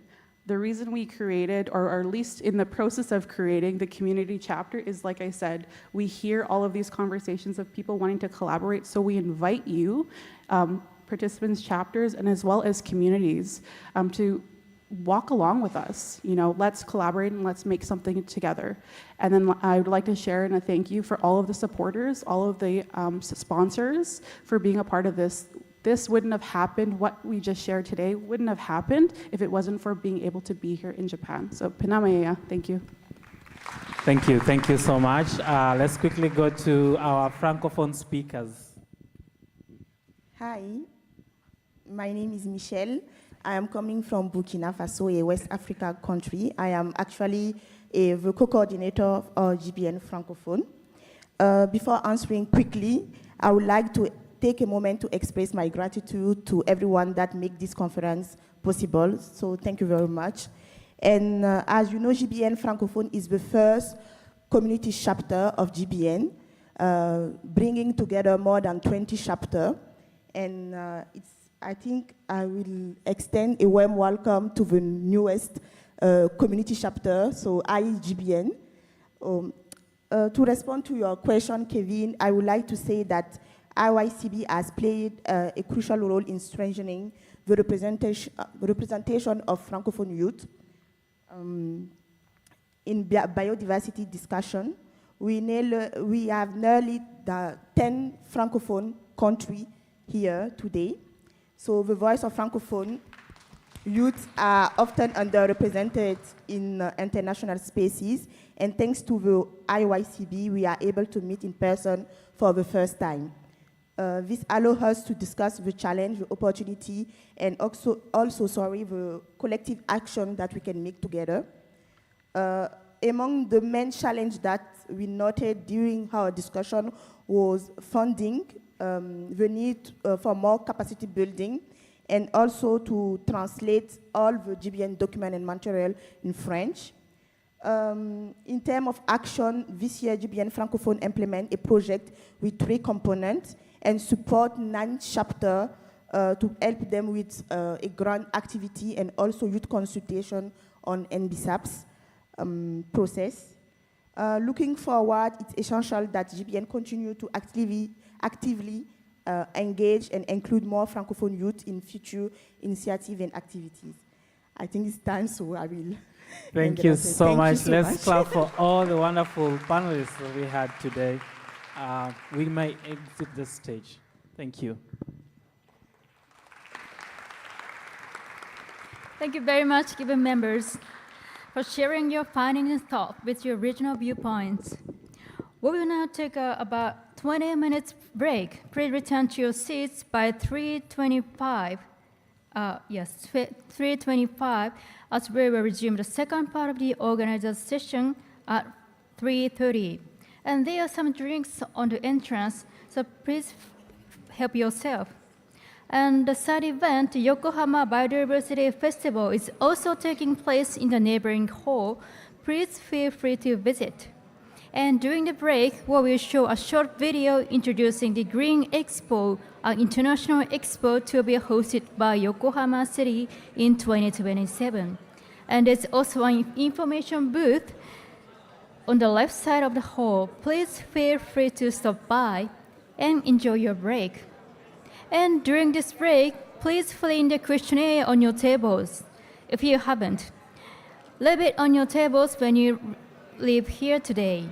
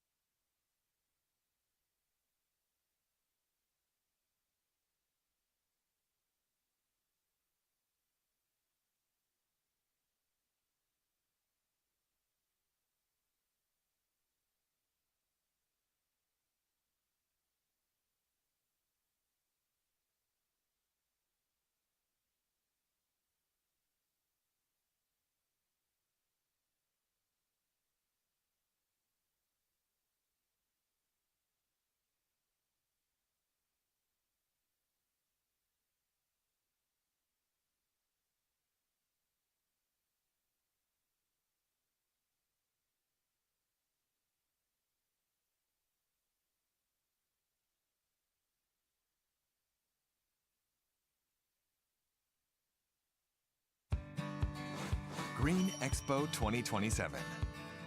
Focusing on environmental challenges linked to climate change, the richness of plant life, and biodiversity.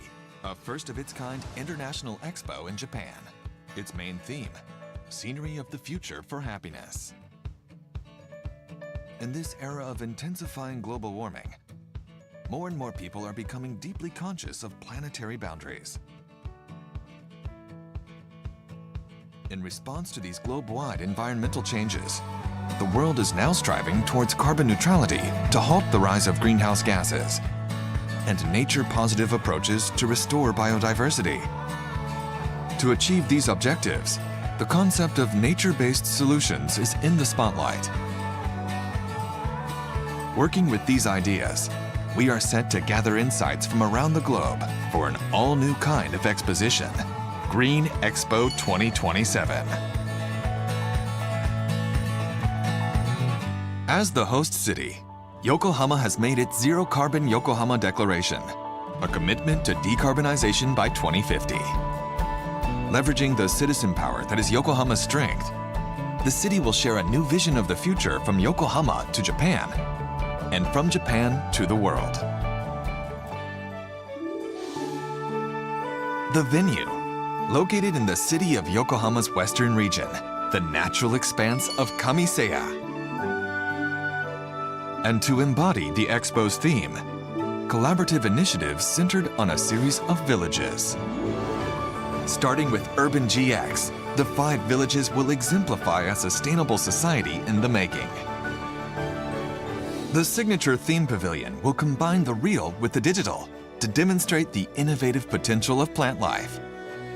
Together with people from all around the world, at the Green Expo 2027, let's bring scenery of the future for happiness into crisp focus. In March 2027, we look forward to seeing smiles and laughter bloom in Kamiseya, Yokohama.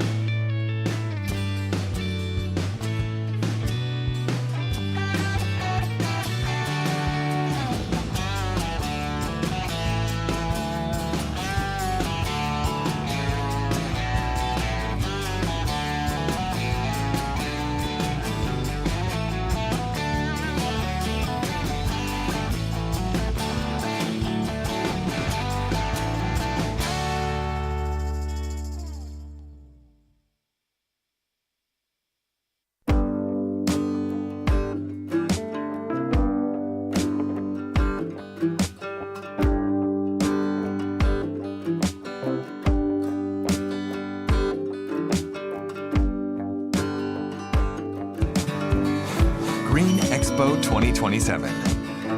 Focusing on environmental challenges linked to climate change, the richness of plant life, and biodiversity, a first-of-its-kind international expo in Japan. Its main theme, Scenery of the Future for Happiness. In this era of intensifying global warming, more and more people are becoming deeply conscious of planetary boundaries.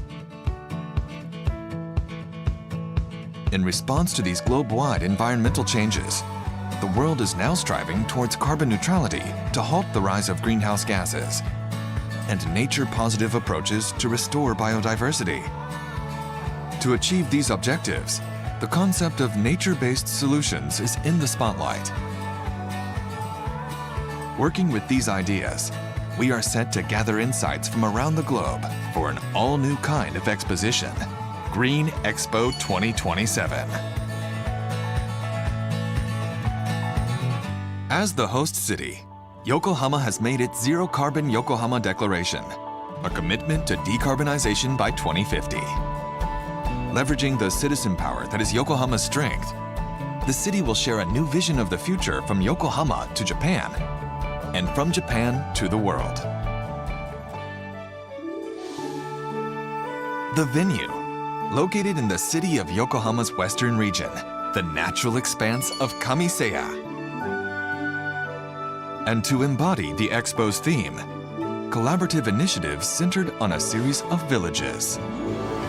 Starting with Urban GX, the 5 villages will exemplify a sustainable society in the making. The signature theme pavilion will combine the real with the digital to demonstrate the innovative potential of plant life. Together with people from all around the world, at the Green Expo 2027, let's bring scenery of the future for happiness into crisp focus. In March 2027, we look forward to seeing smiles and laughter bloom in Kamiseya, Yokohama.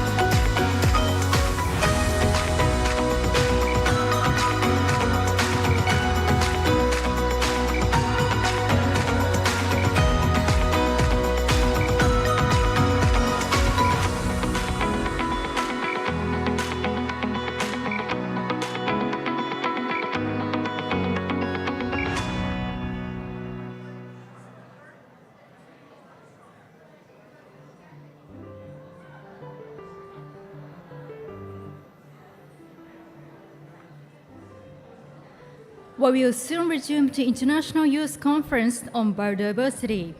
Please take your seats. まもなく生物多様性ユース会議を再開いたします。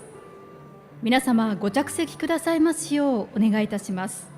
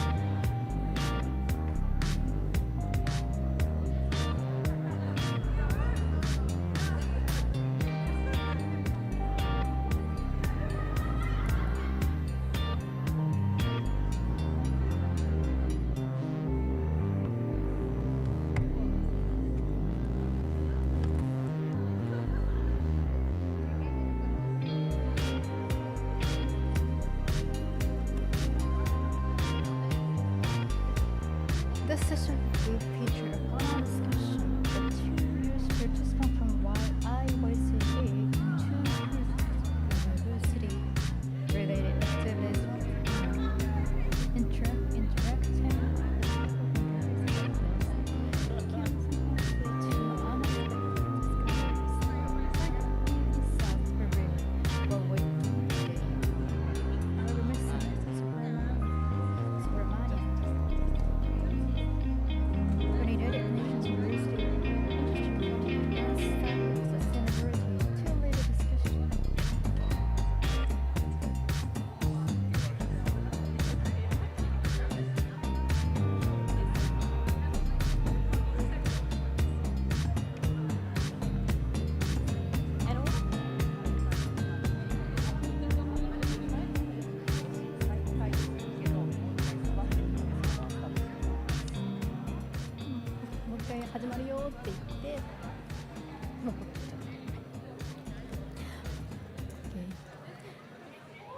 We will soon resume the International Youth Conference on Biodiversity. Please take your seats. Thank you for your patience. We will now begin the second part of the organized session. This session will feature a panel discussion with 2 youth participants from IYCB and 2 youth engaged in biodiversity-related activities in Japan. Interacting with people from diverse backgrounds can sometimes lead to unexpected discoveries. What new insights will we gain today? Now I will hand over to Ms. Sunisa Subramanian from the United Nations University Institute for the Advanced Study of Sustainability to lead a discussion. Ms. Subramanian, please. Thank you, Tomoko-san. And good evening, everyone. Okay, so we get really to the closing, and it's a real honor and privilege to be emceeing this final session. This session, as Tomoko-san just now mentioned, will be a very quick but hopefully a reflective and introspective discussion on local and global priorities as represented by the participants here, 2 of them who've been working very much at the level in Japan, at the local level, and 2 of you also at the local level, but at the same time you represent a broader network. And to see how, what actions, to first understand the nature of your work, and then to also get some quick ideas about where you see actions should be taken in this direction. All right. So I'd like you to introduce yourselves first, and I'm going to invite, give the first word to the lady here, Ampo. Floor is yours. Mitakiapi, Trenta Washtenape, Chizape, Ampo Troimachiapi, Nakuksa, Tioshpai, Mataha. Hello everyone, my name's Onpo Toi, which means Blue Dawn. I'm from Pine Ridge, South Dakota. I come from the Kuksa Tioshpai.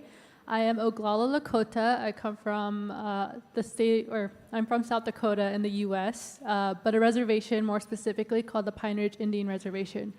And I'm really happy to be here. Thank you, Ampu. And I'm now going to ask Kitty-kun to introduce himself and your work a little bit. Thank you, Sunita. Hello, everyone. Sawasdee krap. I am Kitty-kun, or you can call me Bright. I'm the co-coordinator of the Gibbon Asia, and also I am, apart from like doing work with the Gibbon, I also having a professions as a youth, as an officer with the UN agencies, working on youth and climate and biodiversity engagement with different agencies. Thank you. Thank you. Over to you, Mr. Rincharo Tomita. Rin, you said to call. Yes, thank you. So thank you for the introduction. My name is Rentaro Tomita, and I'm a master's degree student at University of Tokyo, especially learning about climate change issues. And my research topic is specifically about ethical aspects when implementing climate technologies. And besides that, I'm also a member of Youth Environmental NGO in Japan. It's called Climate Youth Japan. Maybe some of you might be familiar with the abbreviation CYJ. And CYJ is doing a policy recommendation to government, Japanese government, especially like MAF, METI, and MOE. And also doing some workshop with local governments to make some more environmental education program. Yeah, so things like that. Nice to meet you. Nice, thank you. And the last round of introduction is to Sayuri. Over to you. Thank you. So I'm happy to have this opportunity today. So I'm Sayuri Ide. I live and work in here, Yokohama. So I'm a local person. And I'm a member of Yokohama Future Generations platform. So the platform, the city of Yokohama established the Yokohama Future Generations platform, where university students and young business professionals can discuss and take action for the future, inspired by the Green Expo to 2027. So yeah, as a member, we propose ideas and launch projects aimed at creating a better society in Yokohama's future. And usually I work in diversity, equity, and inclusion consulting. So yeah, I'm so excited to today's this discussion.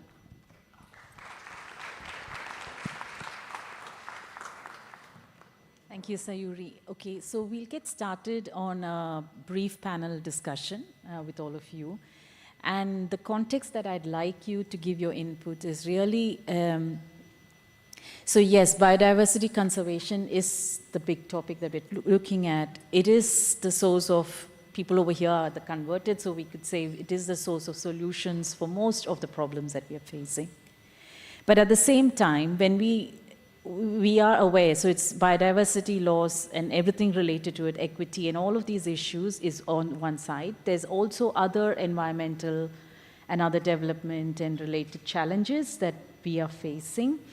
So it's multiple challenges, right? And it's all happening at the same time. And we cannot address one. It's like a Rubik's Cube. You can't solve the whole without solving the parts, but you can't, you have to look at it as a whole. What I'd like you to reflect on is, when we are talking of solutions, much of these problems are something you've just inherited. The causes, you know from stories, you know from the literature why things have happened, but it's something you've inherited. Now you've been asked from now towards moving to the future. So in a couple of years, you'll probably be in positions that we are all sitting in, no? Like asking the youth then about how things are. But as you move from now to then, where do you see, from your own context, so don't look at everything in this world, just don't take the big picture, but just from your own context, where do you see are the entry points that are like levers that can be addressed or strengthened? What is it, what actions, and by entry points I mean actions that you think can be made, are necessary, are crucial, that needs urgent attention, that will help us to move in the direction that we are looking forward to. So I'd probably start with Sayuri now, if that's okay, and come back here. Okay, so can I share my screen? すみません、投影資料お願いします。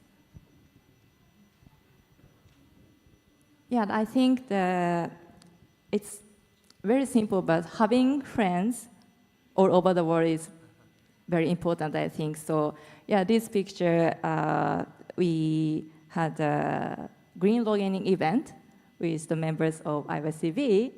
So yeah, thank you for joining us. That was very fun time for me. And yeah, so the purpose of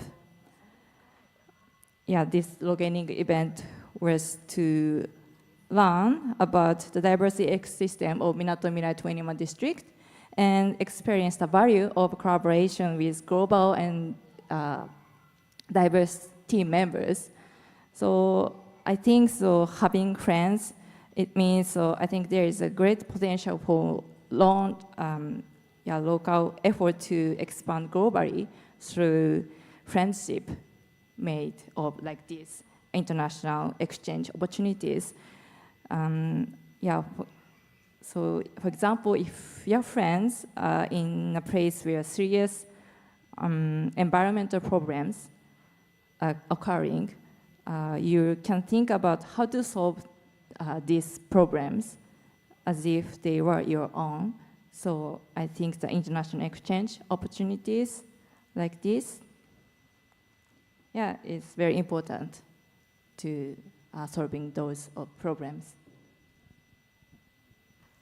Thank you, Sayuri. I think you touched upon a very important point about the power of peer learning and sharing experiences, but the peer learning can lead to stronger partnership, building partnerships, I guess. Thank you. Let's keep that in our mind, and we come back for some closing remarks also, but if others want to chip in to what Sayuri said, you're more than welcome to do so. I'm going to jump to Kitty-kun now, before coming to Rin. What are your thoughts on entry points? Yeah, thank you. I think the key point that you gave on now and then is really interesting because for me, I started this journey, like if I count about 5 years ago, in 2019 with Gibbon. And at that time, when I started, I was just a young person who just would like to find a place where I wanted to contribute my energy and my ability to the environmental cause as much as possible. But at that time, when it comes to young people participation, meaningful participation, or even like our youth role in the decision-making process, it was almost like unheard of. When we talk about anyone, like our friends or the adults or even our colleagues that we worked with at that time, it's something that's very new. So at that time, I got a chance to first joined the Kippen in 2019 through the program from ASEAN Center for Biodiversity. Thanks to Mikatan over there somewhere around here. I got the chance to to be exposed, to learn about how the community or the space where young people can contribute and provide their voice to the decision-making process at the international level, such as like Convention on Biological Diversity. And after that, I learned a lot about like how the settings are, what can we bring to the space, or what we can build a capacity more so that we can provide or contribute as our best capacity for the cause that we are care for. And with those opportunities that has been like ongoing from here and then until now, there are quite a like different conference or meetings that I get an opportunity to join. But I think what's interesting about participating in those opportunities is that the learnings that I received was not just like participating and be exposed to the cause itself, but also the structure of how we as young people can build a space or organize the way we work so that we can empower each other, so that we can give the opportunity to each other to provide a voice for each and everyone's future where we care about, or we can understand what kind of contributions, if we want to do activities, projects, how can we make that link to the targets or goals that either the global level or national level or even our local communities actually wants and important to us. How can we design those approach to make it meaningful and really matters to our future? And I think aside from that, it's also like how we can actually make everyone's, not only just among ourselves as a young people, but also maybe adults or other organizations to understand what we can actually do through the evidence that we contribute to different space, different projects and activities. How can we have the people to help us, like this space that we've come to learn, like from each other, exchange experience, what are the challenges that we had in different contexts, and how can we adjust that to make it suitable and work for our context. I think those are the things that from then it was quite challenging, but now it's becoming more and more empowering and giving us, I mean, before I was like, is there any hope? What should I do? But now it's like, it's more hope and hope that we can find a way to do it better together. And I think what's special now is that we have an like inspiring space where we can learn from each other, exchange from each other, and maybe build something that is better for our future through the space and opportunities that we receive from here. Yeah. Thank you, Kitty-kun. Yeah, I think you built on the idea of peer learning and also of it fostering solidarity amongst peers. But I also think the point you made about communicating with other stakeholders, as you said, elders, adults. I guess all of us are adults here, but that's an important point, because often I think it helps when you get into the picture, you speak in a language which is very different from what mainstream policy speaks.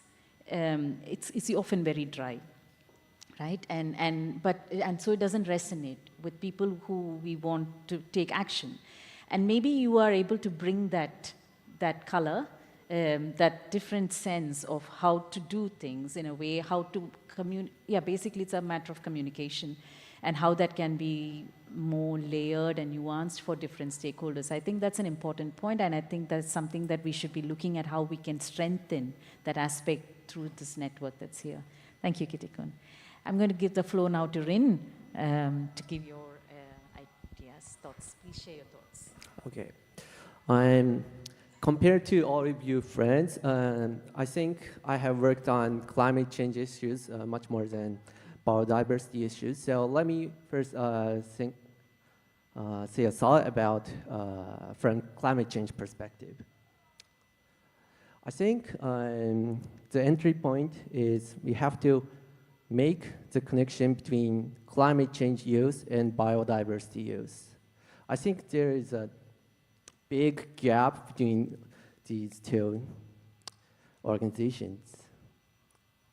So for several years, I have worked on climate change issues and climate change government policy recommendation as a climate change NGO, but Biodiversity was always a subtopic. It was always secondary topic in our area.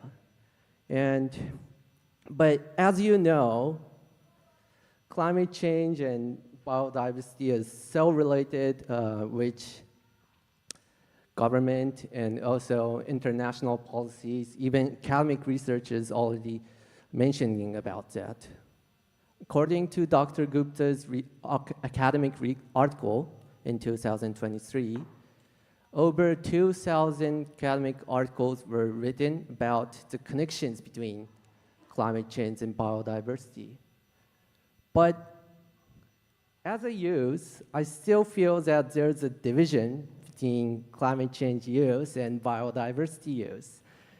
So we first have to know this is happening and why we have to think about why this is happening. I think these areas are really close, but climate change use and biodiversity use is less have connections. Yes, that is my thoughts. You opened a can of worms, by the way.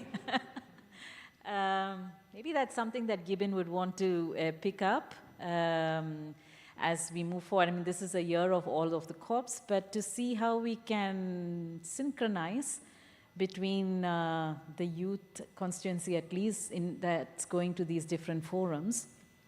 I mean, it's the same set of issues, but the solutions and how they're spoken are so varied, and that's something to actually put in your agenda, to your platform agenda.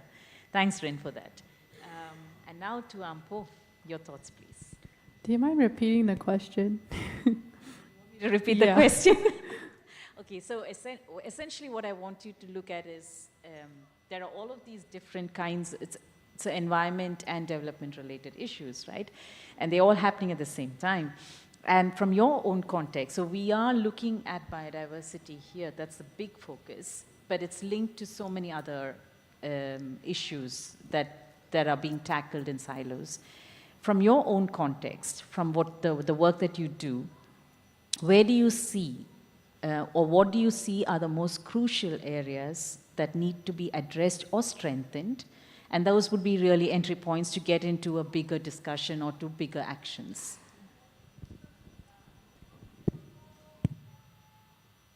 Thank you. So I think one of the biggest things, and that I'm really proud of this conference for embracing and working on, is the inclusion of Indigenous voices and elevating, Indigenous solutions and, just the inclusion of that. Like, that's something to be really proud of, because at every level that I've come up against, whether it was in academia, maybe a local government, it was always like, a really like a pull-tug type of situation, and they just didn't see it. So the fact that it took me to go international and to meet all of you, to find this type of connection, this network where you're like, yes, I want to change the world, let's do it. Like, if there's another perspective that's going to help me change the world, like how should we do that? And that's the same type of mentality I have is, if there's another issue, another perspective out there that's going to help me, help my own community, like I want to hear it, because I want the world to change. And the only way we can make that change is if we continue to nurture these relationships. And I didn't explain my background when I first did my introduction, but I might have said this many times with my peers, but it was a real turning point for me. I was an environmental engineer, or I'm environmentally engineered trained at Stanford University through my bachelor's and my master's. And to be at a university at that scale and there be an absence of Indigenous voices in the curriculum, or even just planning a future, like a climate change adaptation plan, you're training the next engineers to exclude us in these plans. We're not going to make the world better that way. So I wanted to reverse that and challenge that paradigm and say, you cannot build a future without youth, without us, Indigenous youth too, if you do not include us in these decision-making processes. So how are we going to be able to prepare or even adopt these plans if we're not even included in the whole process of it? So when it came to that experience at Stanford, I said, this needs to change. How am I going to do that? And so I climbed up I guess I just climbed and climbed and climbed and got higher through global health, through planetary health, and I started expanding my networks because I come from a community, a nation that has always been very strong with our culture, our language, our ties with our land, with biodiversity. You know, we already identified that plants, wildlife, animals, birds, they all have a really important inherent value to the earth. And that also is backed by our scientific, analysis too. If you hire indigenous scientists, they'll say the same thing and they'll prove it. So just having this background, wanting the world to change, like coming up here, the entry point I would see happening is just continuing and nurturing that relationship with indigenous peoples. There are frameworks out there that exist that we can already incorporate, in what we're developing. So one of the things that I do at home is I deploy youth-led projects within my own community. Didn't have much money. Said if money's a big problem, we're gonna have to do it for free because it has to get done. So we would do something simple like collect water samples within our sacred site territories so that we can kind of get a picture of what the analysis of our territory was. We come from a very oppressive country, unfortunately, when it comes to data and elevating indigenous voices. I said, okay, well, if we can't get access to the data about our own water, about our own wildlife, etc., why don't we just go get it ourselves? So I have that experience of a youth-led project, and I really want that to continue. So I wanted to do a little shout out. So there was 2 really important sessions that I attended that was really pivotal, and I'm going to bring it back home. I'm literally I teach a course too. I'm going to let's do this exercise. One of them was mapping youth contributions, including the global, the KMGBF, and having my young peers walk through this and understand that we can analyze our own issues. And then the wetlands for peace and people's health. That was really awesome to see that framework be deployed in the facilitators community. And so those 2 things stuck out with me, and those are 2 really concrete examples of what I'm gonna take home as an educator, as someone who's very invested in empowering my own community.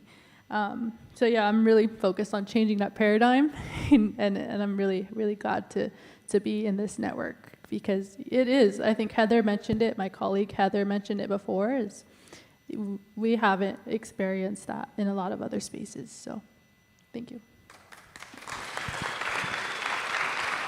Thank you, Ampu. Thank you really for bringing in. There's a lot of messages in there. So for bringing in especially inclusivity, equity, not just in terms of being part of the solution. It's bringing it in. It's highlighting that there are power asymmetries even in knowledge, in knowledge generation, in knowledge utilization, and the need to actually catch hold of your own agency. So there is agency that we all have, and we can put that into action. And I think that's an important point you made, that in whatever circumstances we may find ourselves, there's hope, that there's a way that we could get something done, and that can open more doors to do things more. We have just 5 minutes left, I've been told. I would like you all to give very quick closing remarks from each of you, and then we'll close the panel. I'll start with Kitty-kun, and then come. Thank you.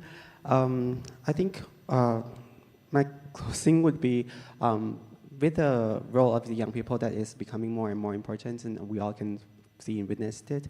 I think this is a very interesting time that is not only young people are already included in this space more and more, but also some other stakeholders are also trying to learn how to work with the young people as well. So I think the shout out for me would be I would like to encourage everyone to learn from each other, not only just among ourselves, as a young people, but also how can we develop a way that we can engage with the other stakeholders from governments, from private sectors, from academic, civil societies, indigenous people, and any other groups that we should engage with, because everyone are living on the same planet, and we should all live together to the well-being of everyone. Thank you. Rin? Okay, so as a final remark, I would also talk about the division between climate change and biodiversity use community. And I also want to talk about a solution to how can we make this gap more less.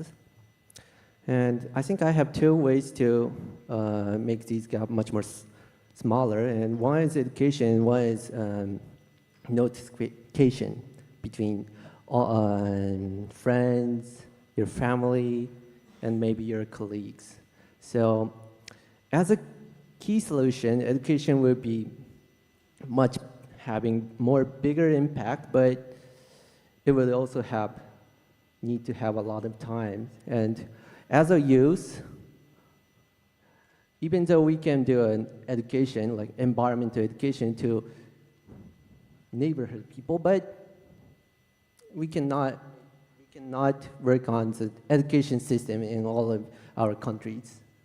So as a second solution, we'd better to do that, make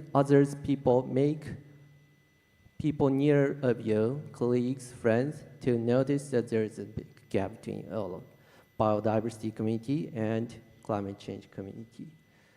Because if we learned only about climate change, we can only know about climate change, of course, but if we only know about biodiversity by teachers, then we can only discuss about climate change or biodiversity.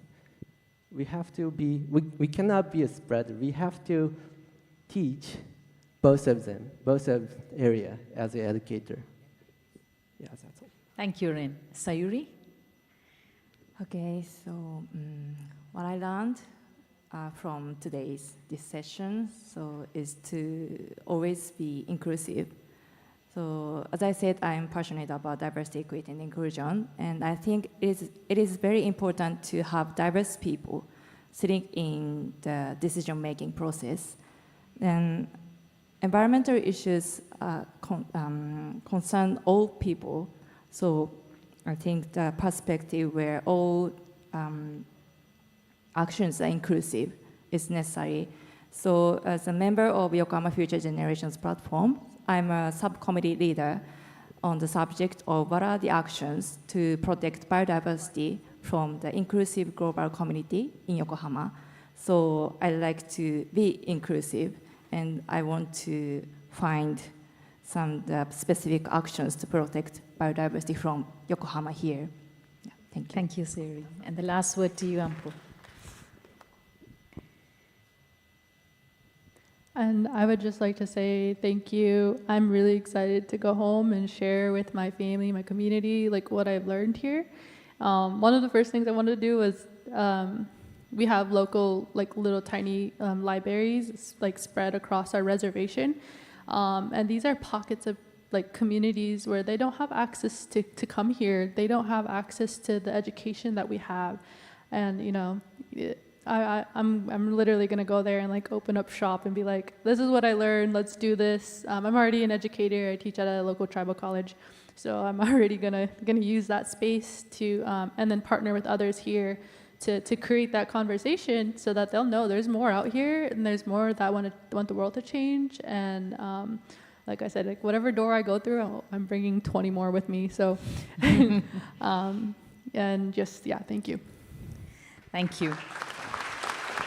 Okay, it's time to wrap up, but I can't resist adding this. It's very, very heartening to see the level of commitment and the energy in the room, also amongst what you just now mentioned. The whole, you know, all the core stuff, co-design, collaboration, cooperation, it's all evident. I like what you just now said, Rin, that I mean, putting it very plain speak, it would be use your pester power, pester everyone around you to do the right thing and get the actions done. Let's work on this together. We are all here as partners, and I really hope to work with all of you together. Thank you. Thank you, Sunis, and our panelists sharing your thoughts, sharing your activities, books, and studies. Thank you.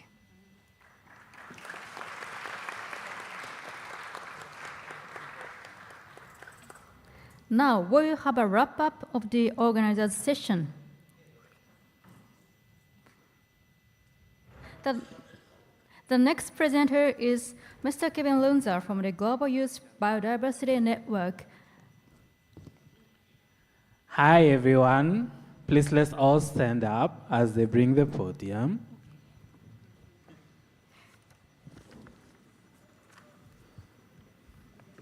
How many of us can produce a sound with the snap? Like this. Good, good, good. There is a 7-letter song that we want to have. So you're gonna be doing like this and doing like this. Doing like this and doing like this, okay? Good, let me put this paper. All right. So, a youth united shall never be defeated. Those are 7 letters, seven words, right? Okay, let's go. A youth united shall never be defeated. Youth united shall never be defeated. A youth united shall never be defeated. A youth united shall never be defeated. Thank you so much. Please have your seats.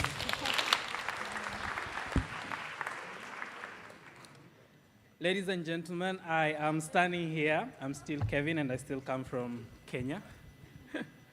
I'm standing here to give a brief recap of the 2 sessions that we just had this afternoon. The first one was young people sharing their actions that they do on the ground and how the experience of this conference has contributed to what they will do after this conference. And the other one was a panel discussion again between or among representatives from the Global Youth Biodiversity Network, the Global Youth Midori Platform, and the Yokohama Future Generations. And these 2 sessions were more or less complementing each other in the sense that we have seen more or less points coming from both. One of them being the incredible lessons that young people learned from this session and how from this whole experience, this whole week, and how that complements or adds on to the work that they do. For example, we have had from both sessions on the need to work closely with the local communities and indigenous communities in our respective countries, the need for cross collaboration, knowledge exchange, the communication with other stakeholders, so government entities at all levels, national, sub-regional, local levels. Also, we've talked about inclusivity, equity, and also the sessions touched about how this space, the Jibin space, a community, we called it a family when we are starting this afternoon, is creating unity of purpose. So we are coming out of this conference feeling rejuvenated, feeling ready to break more barriers, ready to implement actions on the ground, ready to drive the sustainability agenda, and to give to the future generations what we all believe we owe them. Another thing that was really inspiring to learn and to hear from the panelists is how they are engaging their governments in the review of their national biodiversity strategic action plans. And this is a really good step in the right direction, learning from the failures of the previous global biodiversity framework, the Aichi targets, for example, and how this one is different in the sense of, young people are really keen to see what is their contribution to the process and what spaces are opening up. You heard about the youth councils. You heard about young people organizing themselves in their respective countries. And we hope that we can carry on this mantra moving forward of coming together, working together, understanding that as a youth population, a youthful population, we have a role to play in the implementation of the biodiversity plan. Another thing was the mobilization of other young people. So this is not just about us, the 130 young people that are seated in this room today. This is about the planet. This is about the hundreds of thousands, the millions of young people that are not in this room today, and understanding that they also need to come to this space. So when I was moderating the other session, I said, you guys are the cream of the cream because you came out of the 9,000 young people. But those ones, the 8,900 and something that didn't come here, equally deserved to be here and equally deserve to know the outcomes of this conference. And they also deserve to be part of the plan. So let's think of how we are going to engage them. You have heard from regions like the Pacific. They are creating a sub-regional chapter. That's just one way of bringing everybody to the fore. Another thing that was raised in the second session was the need to see how young people can come together beyond the walls of the conventions. So, the idea that we are biodiversity youth, and another set of youth is the climate youth, and the other set of youth is the desertification youth. I think we need to break those silos. We need to understand that these issues are interconnected, and we need to find ways of complementing each other. And so when we go back, I think it's a challenge to all of us on how we can work together cross-regionally without borders, youth without borders, because these issues don't have borders, and these issues are connected at the hip. So how can we do something different from what our predecessors have done, what the governments have been doing, trying to pile us into groups, into sacks, into silos, and say, no, biodiversity is the solution to climate change. Climate change drives biodiversity loss. Climate change drives desertification. And so there's no way I can be a biodiversity youth, and there's no way you can be a climate youth. We need to work together. We need to address these issues interchangeably because they are all connected. And so, ladies and gentlemen, it's been a pleasure to moderate the first session, and I wish you well as you return back to your countries. Thank you.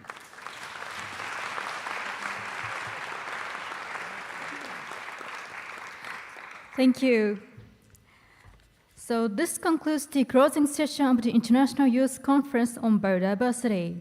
Thank you all for staying with us until the end.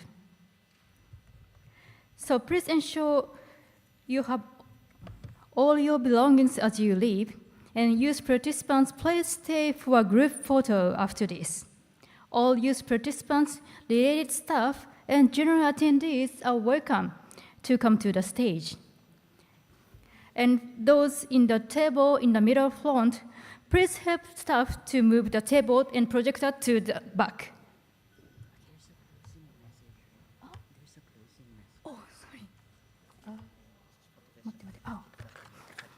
Sorry, before we leave, finally we have the closing remarks from Tyler Gittens from the Global Youth Biodiversity Network.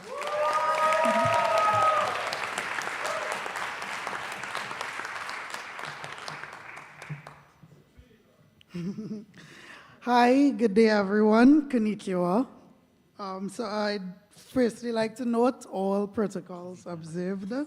I'd like to begin this afternoon by asking everyone to give a very resounding round of applause to the funders and organizers of the 2024 International Youth Conference on Biodiversity.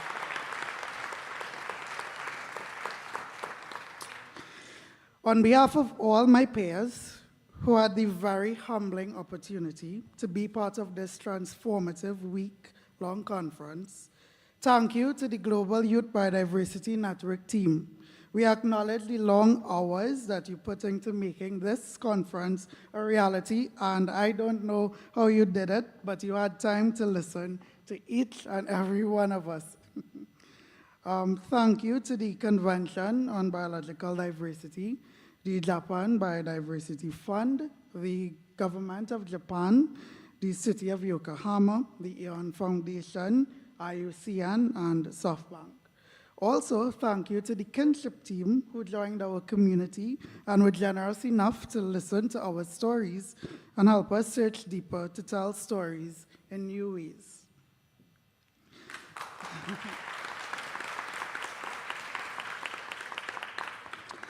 As I said during my panel recently, we can't be complacent and lose sight of why we are here and what we have been called to do. For decades, young people have been on the periphery of decision-making spaces and at times excluded altogether. And now that we have been invited into these spaces and given the awesome opportunity to speak on behalf of young people, it is our duty to ensure that we aren't tokenized. And beginning with our very presence, that we shape the policies that we will be custodians of and get the work done on the grassroots levels in our community where the coming Montreal Global Biodiversity Framework will become a reality with tangible, transformative change.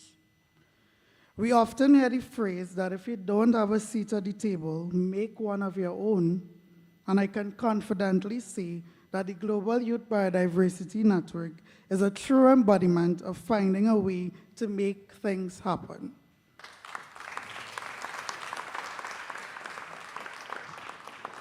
Throughout the conference, we've heard the words community and storytelling a lot. And what Gibbon did when they created this table was create a community for those seeking support, opportunity, or just an ear to listen. Whether you are a young person in a region of conflict, facing oppression, or simply looking for hope, the Gibbon team has proven that your voice, your actions, and your dedication to your communities deserves to be included in the story being crafted in this very moment that will be told for generations to come. They have proven that you are a valuable thread of the global tapestry based on their determination to overcome the borders that separate us all. However, being here is simply not enough, and we know that.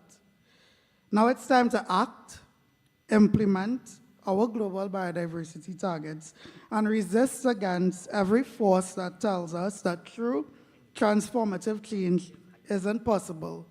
But what does that resistance look like? While we are weaving a new story about us, we understand that each word, each line, each paragraph, and each chapter of the story needs to be crafted to represent us all. So remember that in your acts of resistance. Whether efforts to support your voices, freedom of expression, and ability to ask questions, remember that joy is an act of resistance, learning is an act of resistance, kindness is an act of resistance, and working on the community level is an act of resistance. Every kind act to the environment and wildlife is an act of resistance. So let us resist. Let us be revolutionaries, and let us hold the door open for those that will come after us. Those that we are fighting to ensure that there is a better world for. While unfortunately, I don't think we'll ever get to a place that we have to stop fighting for the world that we believe in and the values that we embody, let the biodiversity conservation work and the conversations that we are having today make it easier for the environmental defenders and activists of tomorrow. There is strength in numbers and there is strength in hope. Let's move forward with hope that true transformative change is possible and that the new story we weave with nature will be one that inspires a kinder, greener world. Thank you.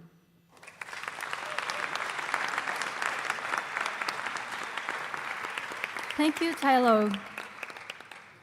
This concludes the closing session of the International Youth Conference on Biodiversity. Thank you all for staying with us until the end. Please ensure you have all your belongings as you leave, and youth participants, please stay for a group photo after this. All youth participants, related staff, and general attendees on the back are welcome to come to the stage. And for those sitting in the table in the middle of the front, please help our staff to move tables and projectors. So in the two tables on the middle, we have to move your tables on the back.